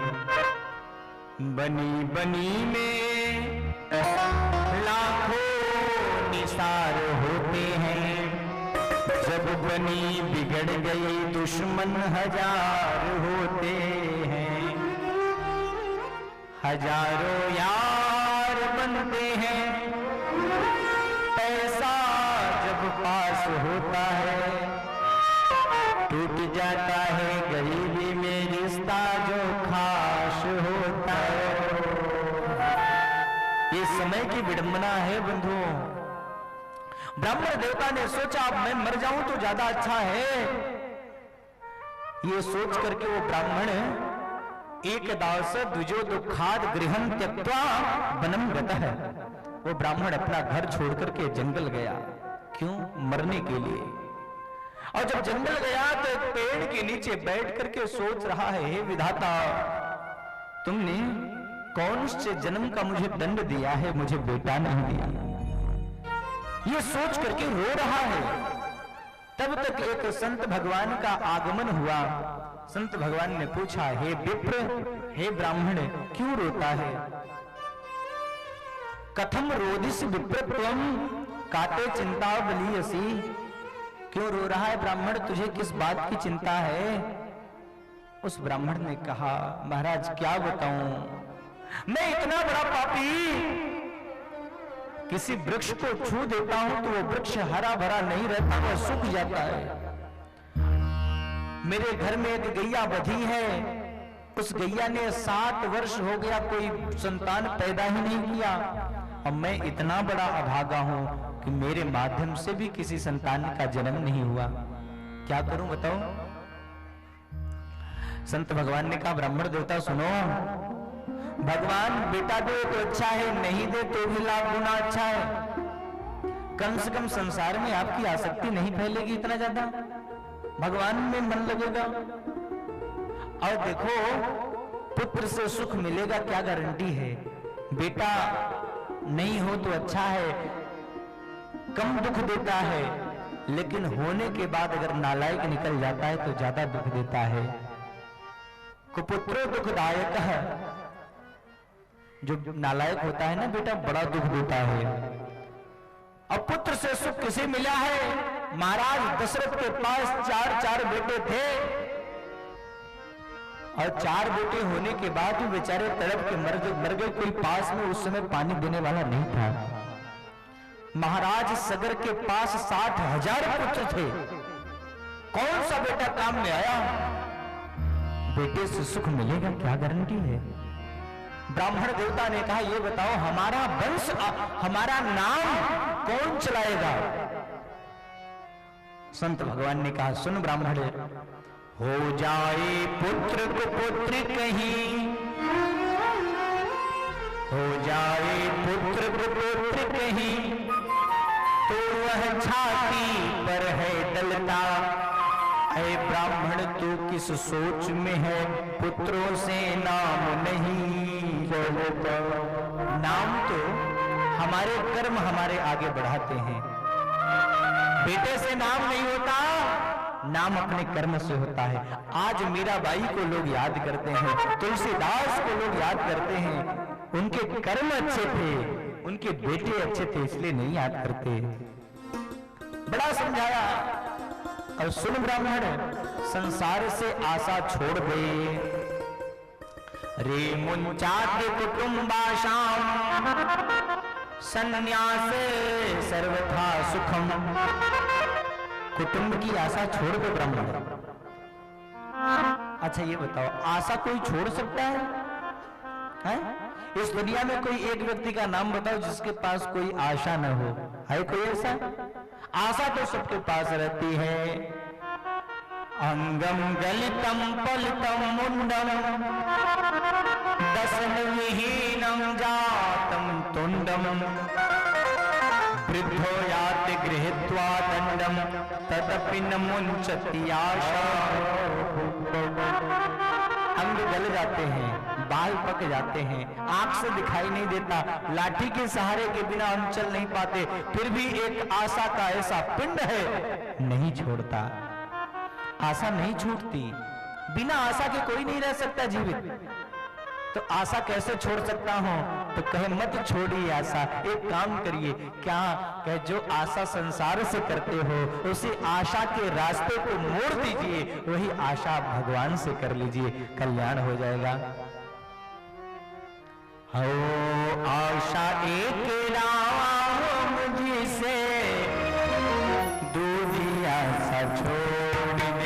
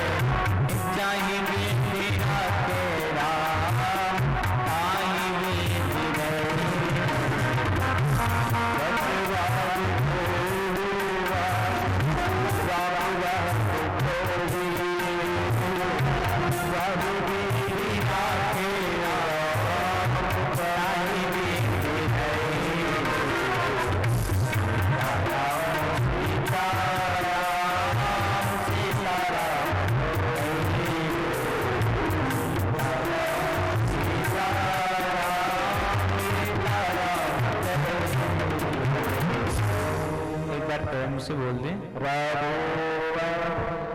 ब्राह्मण को समझाया संत भगवान ने, कुटुंब की आशा छोड़, एक काम कर, भगवान से आशा जोड़ दे।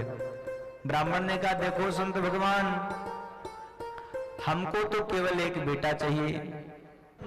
संत भगवान ने समझाया ब्राह्मण देवता को। उसने कहा नहीं नहीं। संत भगवान ने कहा क्यों नहीं? तेरे पास 7 जन्म तक कोई पुत्र नहीं है, तू एक जन्म की बात करता है। और दुखी हो गया वो ब्राह्मण। उसने कहा अब तो मैं पक्का मर जाऊंगा। संत भगवान ने सोचा कि लग रहा है ये मानेगा नहीं, तो एक फल लिया, फल दिया ब्राह्मण देवता को, ले ये रख ले, अपने पत्नी को खिला देना और जा, भगवान की कृपा होगी तो 1 वर्ष में तेरे घर बालक का जन्म हो जाएगा। वो संत का प्रसाद लेकर के ब्राह्मण अपने घर आया, अपने पत्नी को बुलाया, देवी बाहर निकलो।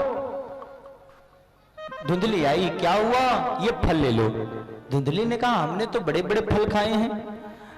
ब्राह्मण देवता ने कहा साधारण मत समझना, ये फल किसी संत ने दिया है, अरे ये फल खा लोगी ना तो हमारे घर भी एक बालक का जन्म हो जाएगा, जो कलंक लगा हुआ है खत्म हो जाएगा। धुंधली ने फल को लिया और सोचने लगी कि फल को खाऊं कि न खाऊं, खाऊं कि न खाऊं।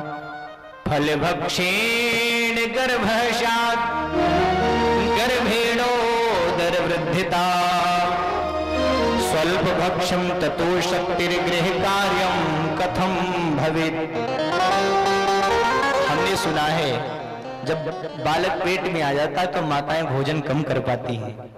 वो धुंधली सोच रही है अभी तो मैं खा खा के मोटी हुई हूं और जब कम भोजन करूंगी तो कमजोर हो जाऊंगी, फिर घर का काम कौन करेगा।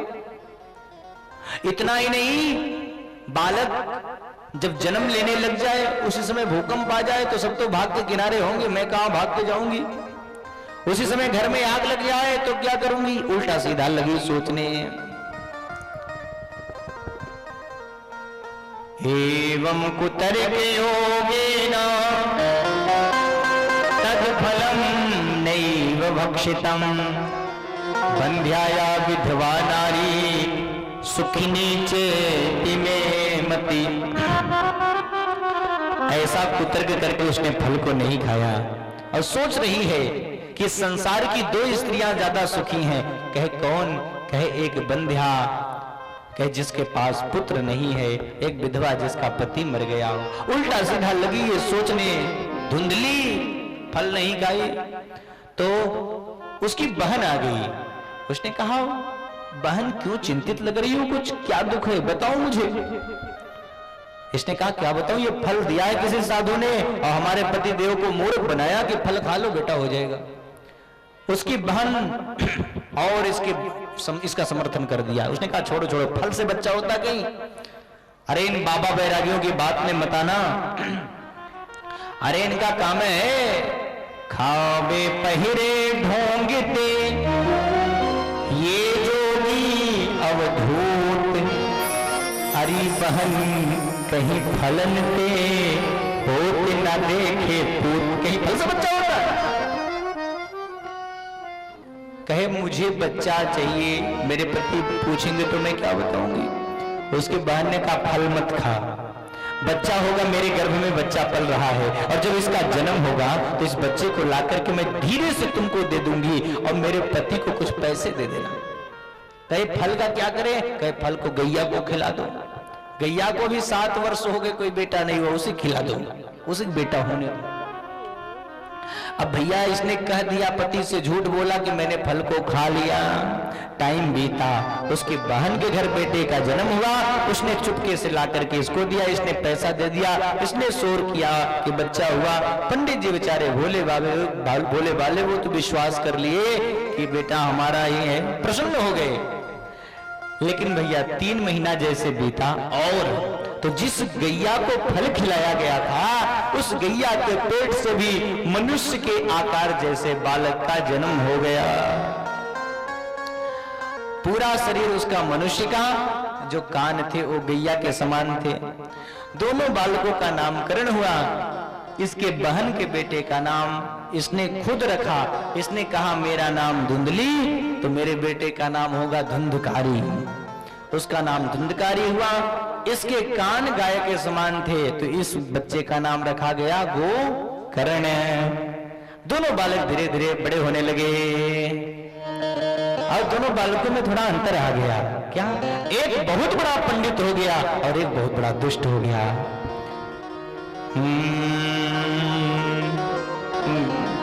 गोकर्ण सुबह में संध्या तक पूजन में समय बिताने लगा, लेकिन खलनीच धुंधकारी वैश्याओं के घर जाने लगा।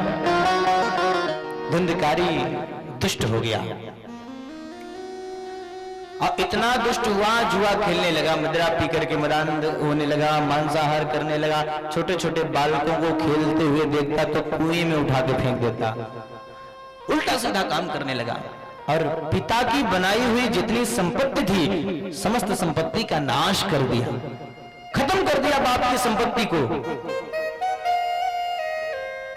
एक कहावत शायद आप लोगों ने सुना होगा, पूत कपूत तो का धन संचय और पूत सपूत तो का धन संचय। बेटा अगर नालायक है तो किसके लिए धन इकट्ठा कर रहे हो? सब मिट्टी में मिला देगा। और बेटा लायक है तो भी किसके लिए धन इकट्ठा कर रहे हो? वो खुद बना लेगा, तुम चिंता मत करो। तो ये पिता के बनाई हुई सारी संपत्ति बर्बाद कर दिया।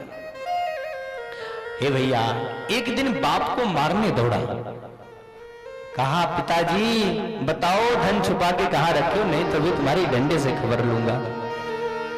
आज वो बूढ़ा बाप अपनी आंखों में आंसू लेकर के रो पड़ा। उसने कहा ओहो कैसी विडंबना है, एक दिन मैं मरने गया था जंगल के, मेरे पास बेटा क्यों नहीं है। और आज जिस बेटे के लिए मैं मरने गया था वो बेटा खुद मुझे मारने आ गया। रोने लगा वो बाप। जिन्हें हम हार समझे थे गला अपना सजाने को, वही अब नाग बन बैठे हमी को काट खाने को। जिन्हें हम हार समझे थे गला अपना सजाने को, वही अब नाग बन बैठे हमारे काट खाने को। जिस बेटे के लिए मैं मरने गया कि मेरे पास बेटा क्यों नहीं है, आज वही बेटा मुझे मारने आ रहा है, क्यों नहीं दुख होगा। रोने लगा वो बूढ़ा बाप। उसी समय जो गैया के पेट से बेटा जन्म लिया था ना, वो आकर के समझाने लगा, पिताजी क्यों उदास हो रहे हो, उदास मत हो।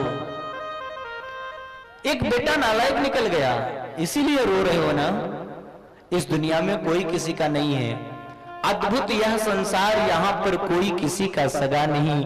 अपना बनाकर अपनों से ही पाया किसने दगा नहीं। लेकिन क्या करोगे, फिर भी ऐसा कौन है जिसका दिल दुनिया से लगा नहीं, है ना। बड़ा सुंदर उस बच्चे ने समझाया अपने बाप को, पिताजी देखो इस दुनिया में कोई सुखी नहीं है। न चेन्द्रस्य सुखम किंचिन न सुखम चक्रवर्तिनः, सुखमस्ति निरक्तस्य मुनिरेकांत जीविनः। इंद्र भी सुखी नहीं है, चक्रवर्ती भी सुखी नहीं है। केवल एक दूसरे को देख करके लगता है कि हमसे ज्यादा सुखी अगला व्यक्ति होगा, लेकिन जब उसके जीवन में आप पर्सनल प्रवेश करोगे तब आपको जरूर पता चलेगा कि वह भी कहीं न कहीं दुखी है। दीन कहे धनवान सुखी, धनवान कहे सुख राजा को भारी। राजा कहे महाराजा सुखी, महाराजा कहे सुख इंद्र को भारी। और इंद्र कहे मोते ब्रह्मा सुखी, ब्रह्मा कहे सुख विष्णु को भारी। तुलसीदास बिचारी कहे हरि भजन बिना सबरी। भगवान के भजन के बिना सब दुखी हैं। बंधुओं, आज एक बेटा अपने पिता को समझाया, उपदेश दिया, वो गाय के पेट वाला बेटा, कि पिताजी सुनिए, ये शरीर क्या है, हाड़ मांस का है। देहे स्थिमान सुरुधिरे धीमतिं त्यजत्वम्, जाया सुता दिशु सदा ममतां विमुंचे। अच्छा, ये हाड़ मांस का शरीर है, ये अपना है? नहीं है। ये शरीर भी हमारा नहीं है। तो जब शरीर हमारा नहीं है तो शरीर से जुड़े हुए रिश्ते नाते कैसे तुम्हारे हो सकते हैं। इस शरीर से जो ममता जुड़ी है उस ममता को छोड़ो, क्योंकि जब तक ममता नहीं छूटेगी तब तक दुख मिलेगा, गारंटी है। अच्छा, ममता क्या है मैं बताऊं? कितने लोगों का नियम होता है। शंकराचार्य से किसी ने पूछा किम दुख मूलम, दुख का जड़ क्या है? उन्होंने एक लाइन में कह दिया ममता विधानम, ममता ही दुख की जड़ है।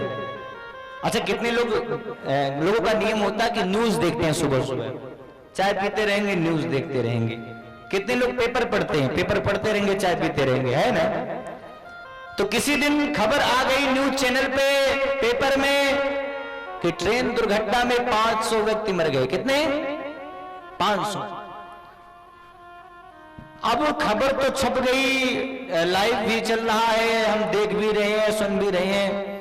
तो ये न्यूज की खबर को सुन करके 500 व्यक्ति के मरने की खबर को सुन करके कितने ऐसे लोग हैं जो एक आध दो टाइम या एक दो दिन के लिए भोजन छोड़ देते हैं? ऐसा कोई है?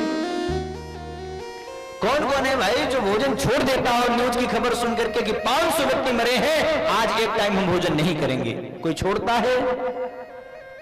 नहीं छोड़ते। क्यों नहीं छोड़ते भाई? तुम 500 व्यक्ति मर गए, तुम्हें दुख नहीं हुआ? हाँ, नहीं होगा। क्यों?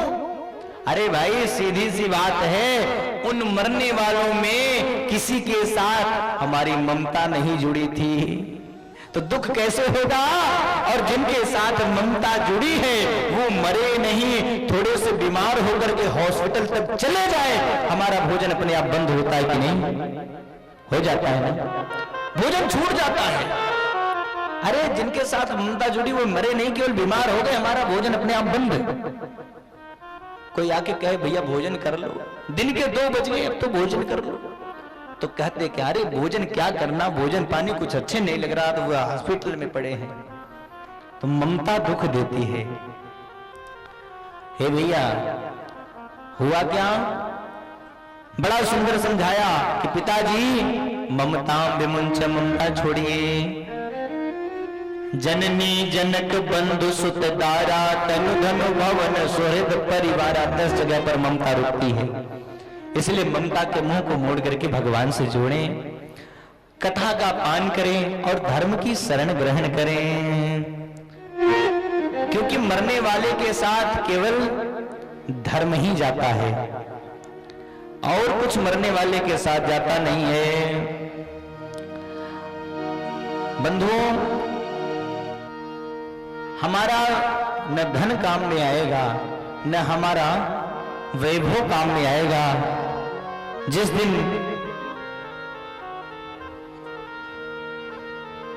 जाने का टाइम आएगा, आपसे बताऊं, जो धन है वो जमीन में पड़ा रह जाएगा। धनानि भूमो, पहले के लोग जमीन में छुपा के धन लोग रखते थे, जब बैंक की व्यवस्था इतनी अच्छी न रही, तो धन वो जमीन में पड़ा रह जाएगा और पशु गौशाले में पड़ा रह जाएगा, कोई साथ में आएगा नहीं। पति पत्नी का संबंध बड़ा प्रगाढ़ होता है, लेकिन कोई भी किसी के साथ जाता नहीं है।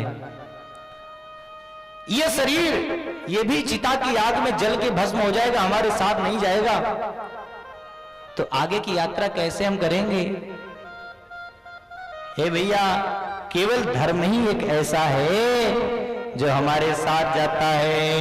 धर्मो मित्रम मृतस्य च। इसीलिए जितना मेहनत से हम लोग अर्थ इकट्ठा करते हैं, उतने मेहनत से हम लोग धर्म को भी इकट्ठा करें, है ना? धर्म को इकट्ठा करें। बंधुओं, इस प्रकार पुत्र ने उपदेश किया कि पिताजी धर्मम भजस्व सततम, धर्म को भजो। और पुत्र का उपदेश पिता के हृदय में ऐसा उतरा कि घर को छोड़ करके जंगल चला गया वो बाप, और भागवत के 10वें स्कंद का पाठ करते हुए भगवान के धाम को प्राप्त हुआ। पिता तो घर के छोड़ को चला गया, एक भाई बचा था वो चला गया तीर्थ यात्रा में, माँ बची थी, माँ को मारने दौड़ा वो धुंधकारी। तो माँ ने क्या किया, रात में घर को छोड़ा, बेचारी गई है कुएं में गिर गई और वहीं पर तड़प के मर गई। अब तो ये पूरा स्वतंत्र हो गया, 5-5 वैश्याओं को ला करके घर में रख लिया, लगा रमण करने। वैश्याएं धन की भूखी थी, उन्होंने धन मांगा कि धन लाओगे तभी हम तुम्हारे पास रहेंगी। न जाने कहां से बहुत सारा धन ला करके दिया। वैश्याओं की बुद्धि बिगड़ गई धन पाने के बाद। ओहो, इतना धन लाया है, कहीं पकड़ा गया तो ये मारा जाएगा, इसके साथ हम सब लोग जाएंगे, एक काम करो ये मर जाए हम लोग बच जाएं। बेचारा सो रहा था धुंधकारी, उसके शरीर को खाट से बांध दिया और वो वैश्याएं धुंधकारी को लगी मारने। कहा जाता है ना, दुष्ट व्यक्ति की मौत भी जल्दी नहीं होती, मारे तड़प तड़प की मरा है। मारने के बाद उसको आंगन में गड्ढा खोद करके उसी में इसके शरीर को ढक दिया और ढकने के बाद सारी वैश्याएं धन को लेकर के चली गई। ये तो बन गया बहुत बड़ा प्रेत। और जब प्रेत बना लगा लोगों को परेशान करने। एक दिन इसके जो भाई तीर्थ यात्रा पे गए थे वही आए घर पे, और जब घर पे आए सो रहे थे तब तक ये भयानक रूप में आकर के लगा डराने, कभी भेड़ बन करके कभी भैंस बन के कुछ बन के आ जाए। हाथ में जल को लेकर के मंत्र पढ़ के उसके ऊपर डाल दिया, उसमें बोलने की ताकत आ गई। गोकर्ण ने पूछा तुम कौन है, कौन है तू? उसने रोते हुए कहा क्या बताऊं, अहम भ्राता त्वदीयोस्मि धुंधकारी नामतः। अरे भैया मैं आपका ही भाई हूं, मेरा नाम धुंधकारी है। प्रेत योनि में बड़ी पीड़ा हो रही, मुझे कोई उपाय बताओ, यहां से दूर निकालो, मुक्त करो मुझे। गोकर्ण जी ने कहा रुक जा, सुबह होने दे। प्रातः काल की वेला हुई, सूर्य भगवान को रोक लिया, पूछा सूर्य भगवान से मेरे भाई के मुक्ति का उपाय क्या है। सूर्य भगवान ने कहा श्रीमद् भागवती वार्ता प्रेत वीणा विनाशिनी, भागवत की कथा कराओ। क्यों? कि भागवत की महिमा में इतनी ताकत है कि प्रेत पीड़ा का भी विनाश कर देने वाली है, भागवत की कथा कराओ। गोकर्ण जी ने आयोजन किया, अब कथा प्रारंभ हुई। वो धुंधकारी कहीं बैठ नहीं पा रहा था तो पड़ा हुआ था एक बांस, उस बांस में कुछ छिद्र थे, उसी बांस के छिद्र में जाकर बैठ गया। पहले दिन पहली गांठ फटी बांस की, और 7 दिन में 7 गांठें उस बांस की फट गई, और अंत में भागवत कथा के प्रभाव से दिव्य शरीर का रूप धारण करके वो धुंधकारी प्रकट हो गया। भगवान के धाम से विमान आया उसके लिए। श्रोताओं ने कहा, गांव वालों ने, कि इसके लिए तो विमान आ गया, मेरे लिए क्यों नहीं आया? भगवान नारायण के पार्षदों ने कहा कि सुनो, श्रवणस्य विभेदेन फल भेदोत्र संस्थितः, श्रवण के भेद से फल में भेद हो गया, सुनने में भेद है। आप लोग कथा में तो बैठे थे पर मन जो है आपके मकान दुकान में लगा था। कितने लोगों को तो भोजन में मन लगा होगा कि कब कथा हो, आरती हो, चले, अब भोजन रखा हुआ ठंडा हो रहा। तो दोबारा कथा हुई, अब की बार धुंधकारी की मुक्ति हुई। जब दोबारा कथा उस गांव में हुई, देखिए 3 प्रकार के श्रोताओं का वर्णन किया गया। एक श्रोता होते हैं, और एक सोता होते हैं, और तीसरे श्रोता होते हैं। कहे श्रोता की बात छोड़ो, श्रोता तो कहीं भी आते हैं, पंडाल में बैठ गए, मस्ती से कथा सुन रहे हैं।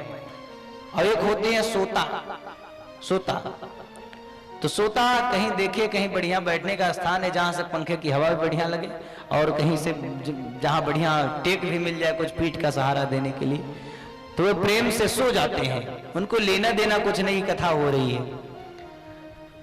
जानते हैं एक बार कथा हो रही थी नोएडा में दिल्ली में कथा हो रही थी। वहां पर एक बूढ़ी माई आई है, बूढ़ी माता जी, और आके बोली महाराज जी आप कथा बहुत अच्छी करते हैं। हमने कहा माता जी भगवान की कृपा है, जो कुछ टूटी फूटी वाणी में बोल रहा हूं। कहे नहीं नहीं आप कथा बहुत अच्छी करते हैं। हमने कहा आपको कैसे पता चला? हमने सोचा शायद इनको कथा अच्छी लग गई हो इसलिए बोल रही हैं, लेकिन वो बोल क्यों रही थी? हमने कहा आपको कैसे पता कि अच्छा करता हूं? उन्होंने कहा सबसे बड़ा प्रमाण मैं बताती हूं। अरे घर में जब रहती हूं ना तो नींद की गोली खाने के बाद भी नींद नहीं आती, लेकिन आपके कथा में जब आती हूं मस्त इतनी अच्छी नींद आती है। आप कथा बहुत अच्छी करते हैं। तो जो सोता होते हैं वो तो आए पड़ गए तुरंत हैं, कोई मतलब नहीं। अब एक होते हैं सरोता। सरोता जानते क्या होता है? काटने का काम करता है। तो कहेंगे अरे है तो बढ़िया लेकिन पंडाल थोड़ा छोटा है ना, मंच ऐसा है, व्यवस्था गड़बड़ है, तो वो कमियां निकालने में लग रहेंगे, वो कथा नहीं सुन पाएंगे। तो प्रेम से श्रोता बन के कथा सुने तब कथा का प्रभाव मिलेगा। अब हुआ क्या, दोबारा कथा हुई तो जिस प्रकार भगवान राम के साथ पूरी अयोध्या भगवान के धाम को गई थी, उसी प्रकार यहाँ गोकर्ण जी महाराज के साथ जितने उनके गांव के वासी थे समस्त श्रोतागण भगवान के धाम को गए। इस प्रकार भागवत कथा के महिमा को बताया गया। और आगे भागवत की कथा सुनने की विधि बताई गई। कथा को सुनना कैसा चाहिए? कहे महाराज फलाहार खा के कथा सुने कि भोजन करके कथा सुने कि कैसे कथा सुने? देखिए सबसे पहले नियम बताया गया या तो आप दूध पी करके कीजिए कथा, 7 दिन दूध पी के रहिए। कहे महाराज संभव नहीं है, तो कहे घी पी के रहिए। कहे और भी असंभव है, तो कहे दूध और घी पी के नहीं रह सकते तो एक काम करिए, कुछ फलाहार कर लीजिए। कहे अगर फलाहार करने के बाद भी दिक्कत हो रही हो तो कहे फूलाहार कर लीजिए। फिर जो कुछ खाने का मन करे, सात्विक चीजें ग्रहण करिए, भोजन करिए, ताकि आपका मन पूरा कथा में लगे। ये ना हो कि कथा में बैठ के मन भोजन में लगा हो, तो ऐसी कथा सुनने का कोई मतलब नहीं है। भोजनम तु वरम मन्ये कथा विघ्न करो यदि। कथा में अगर बाधा पहुंचती भोजन न करने से, तो पहले खूब खा लीजिए, खा करके तब आइए, ताकि प्रेम से मन कथा में लगे। मन न लगेगा कोई मतलब नहीं निकलेगा, मन से ही कथा सुनी जाती है। एक बात बताऊं, मन जब जिसका गड़बड़ होता है वही आदमी पाप करता है, जिसका मन अच्छा होता है वो व्यक्ति धर्म कर्म करता है। जब तक तुम्हारा मन पवित्र नहीं होगा तब तक तुम गलत काम करोगे। जिस दिन से तुम्हारा मन शुद्ध हो गया, पवित्र हो गया, उसी दिन से तुम अच्छे काम करना शुरू कर दोगे। मन को बनाना पड़ता है। भगवान ने मन दे दिया, बेटा ये ले लो, इसमें अच्छी अच्छी चीजें ग्रहण करना। अब भगवान से तो हमने मन ले लिया, लेकिन इसमें हमने गंदे चीजें भरना शुरू कर दिया, तो भगवान को भी दुख होगा। हम आपको एक बर्तन दे दें, गिलास दे दें, लीजिए ये गिलास, इसमें अच्छी अच्छी चीजें पीना, दूध पीना, जल पीना, अच्छी चीजें पीना, और आप ले जाकर के उसी गिलास में मदिरा पीना शुरू कर दो, दारू पीना शुरू कर दो, तो हमें भी तो कष्ट होगा कि निहायत कुपात्र आदमी को हमने दे दिया। उसी प्रकार भगवान ने ये मन दिया है, आप स्वतंत्र हो। जैसे हमने गिलास दिया, कुछ भी उसमें पी लो, उसी प्रकार आप स्वतंत्र हो। भगवान ने मन दिया, चाहे उसको दूषित बना दो, चाहे इसे सज्जन बना दो, चाहे गंदा बना दो। एक कुम्हार था, ध्यान से सुनना, कुम्हार है। कुम्हार समझते हैं, जो मिट्टी के बर्तन बनाते हैं उन्हें बोलते हैं कुम्हार। तो कुम्हार, वो गर्मी का महीना था, जून का महीना, और जून के महीने में मिट्टी का वो चिलम बना रहा था। चिलम समझते हैं? कितने लोग समझ रहे हैं? जरा हाथ ऊपर करेंगे। सब समझ रहे हैं? तो चिलम बना रहा था, तो उसकी पत्नी आ गई। नहीं बढ़िया है। उसकी पत्नी आ गई, उसने कहा गर्मी का महीना चिलम बना रहे हो, कौन खरीदेगा, मत बनाओ। उसने कहा क्या बनाऊं? उसकी पत्नी ने कहा सुराही बनाओ। सुराही। अब उस कुम्हार ने क्या किया, जिस मिट्टी की वो चिलम बनाने जा रहा था उसी की सुराही बनाने लगा। मिट्टी बोल पड़ी, कुम्हार अरे अचानक क्या हो गया? अभी तक तू मुझे चिलम बनाने जा रहा था, अचानक क्या हो गया कि तू मुझे सुराही बनाने लगा? कुम्हार ने कहा देवी, हमारे विचार परिवर्तित हो गए, हमारे विचार परिवर्तित हो गए। मिट्टी ने कहा कुम्हार, तेरा तो केवल विचार परिवर्तित हुआ है, मेरा तो पूरा जीवन ही परिवर्तित हो गया। कैसे?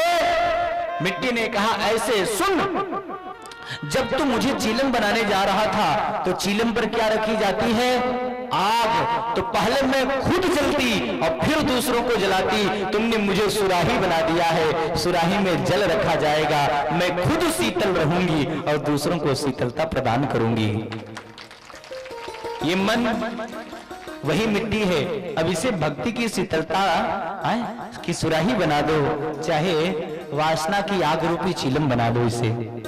आप स्वतंत्र हो, इसलिए आपका जैसा मन लगे उसी प्रकार कथा में आइए और कथा को सुनिए मन से। भगवान किसको मिलते हैं? जिसका मन निर्मल होता है ना, जिसका मन पवित्र होता है, कि जिसका तन निर्मल होता है उसे भगवान मिलते हैं। जिसका शरीर निर्मल होता है नहीं, जिसका मन। तन की सुंदरता संसार में देखते हैं लोग, लेकिन भगवान के दरबार में तो मन की सुंदरता देखी जाती है। लेकिन ईमानदारी से बताओ, मंदिर जाना हो तो कितनी बार मन को शुद्ध करते हो आप? पवित्र करता है कोई? जा रहे हैं दर्शन करने तो सबसे पहले क्या करेंगे? खूब नहाएंगे, बढ़िया से नहा लिए, अच्छी बात है, मैं विरोध नहीं करता, नहाना चाहिए। तो नहाने के बाद अच्छे अच्छे कपड़े पहन लिए, श्रृंगार करना प्रारंभ किया, आधे घंटे तक सज वज लिए बढ़िया से। मतलब इतनी तैयारी, इतने श्रृंगार करके कहां जा रहे हैं? भगवान के मंदिर दर्शन करने। अब ये सजावट देख करके तो ये नहीं लगता कि दर्शन करने जा रहे हैं, इसे तो देख करके यही लगता कि दर्शन देने जा रहे हैं, खुद तैयारी के साथ जा रहे हैं। तैयारी करो, अच्छी बात है, पर जितना टाइम केवल हम तन को सजाने में बर्बाद करते हैं, उससे कम टाइम निकालते अगर मन को सजाने में हमने लगाया होता तो केवल मंदिर में ही नहीं, सृष्टि के हर कण कण में परमात्मा दिखाई पड़ता, हर जगह। इसलिए मन को शुद्ध करो, तो मन लगाए जिस प्रकार उस प्रकार कथा सुनो। जो लोग व्रत रह के सुन सकते हैं वो लोग व्रत रह के सुने, जो लोग फलाहार खा के सुन सकते हैं फलाहार खा के सुने, जो लोग भोजन करके सुन सकते हैं वे लोग भोजन करके सुने, कहीं कोई आपत्ति नहीं है। देखिए, सबसे पहला काम है हमारा शरीर अच्छा रहे। शरीर माध्यम खलु धर्म साधनम। शरीर जब निरोगी रहेगा तभी आप भजन कर पाओगे। इसलिए शरीर पे ध्यान देने के साथ जिसका शरीर जैसे लायक है उस प्रकार वो कथा को श्रवण कर ले, कहीं कोई आपत्ति नहीं है। इस प्रकार से वर्णन किया और अंत में बड़ा सुंदर कीर्तन हुआ और कीर्तन के बाद इस महात्म की कथा को विराम दिया गया है। भागवत के महात्म के 6 अध्याय का विराम हुआ और आज आप लोगों ने मेहनत भी खूब किया है। बड़ी लंबी कलश यात्रा हो गई, इतनी धूप में पैदल जाना फिर आना, बड़ा परिश्रम किया है और बड़ा आनंद आया कलश यात्रा में। एक बार सभी भक्तों के लिए जोरदार करतल ध्वनि। बहुत अमूल्य सहयोग आप लोगों ने प्रदान किया है और बड़ा आनंद आया।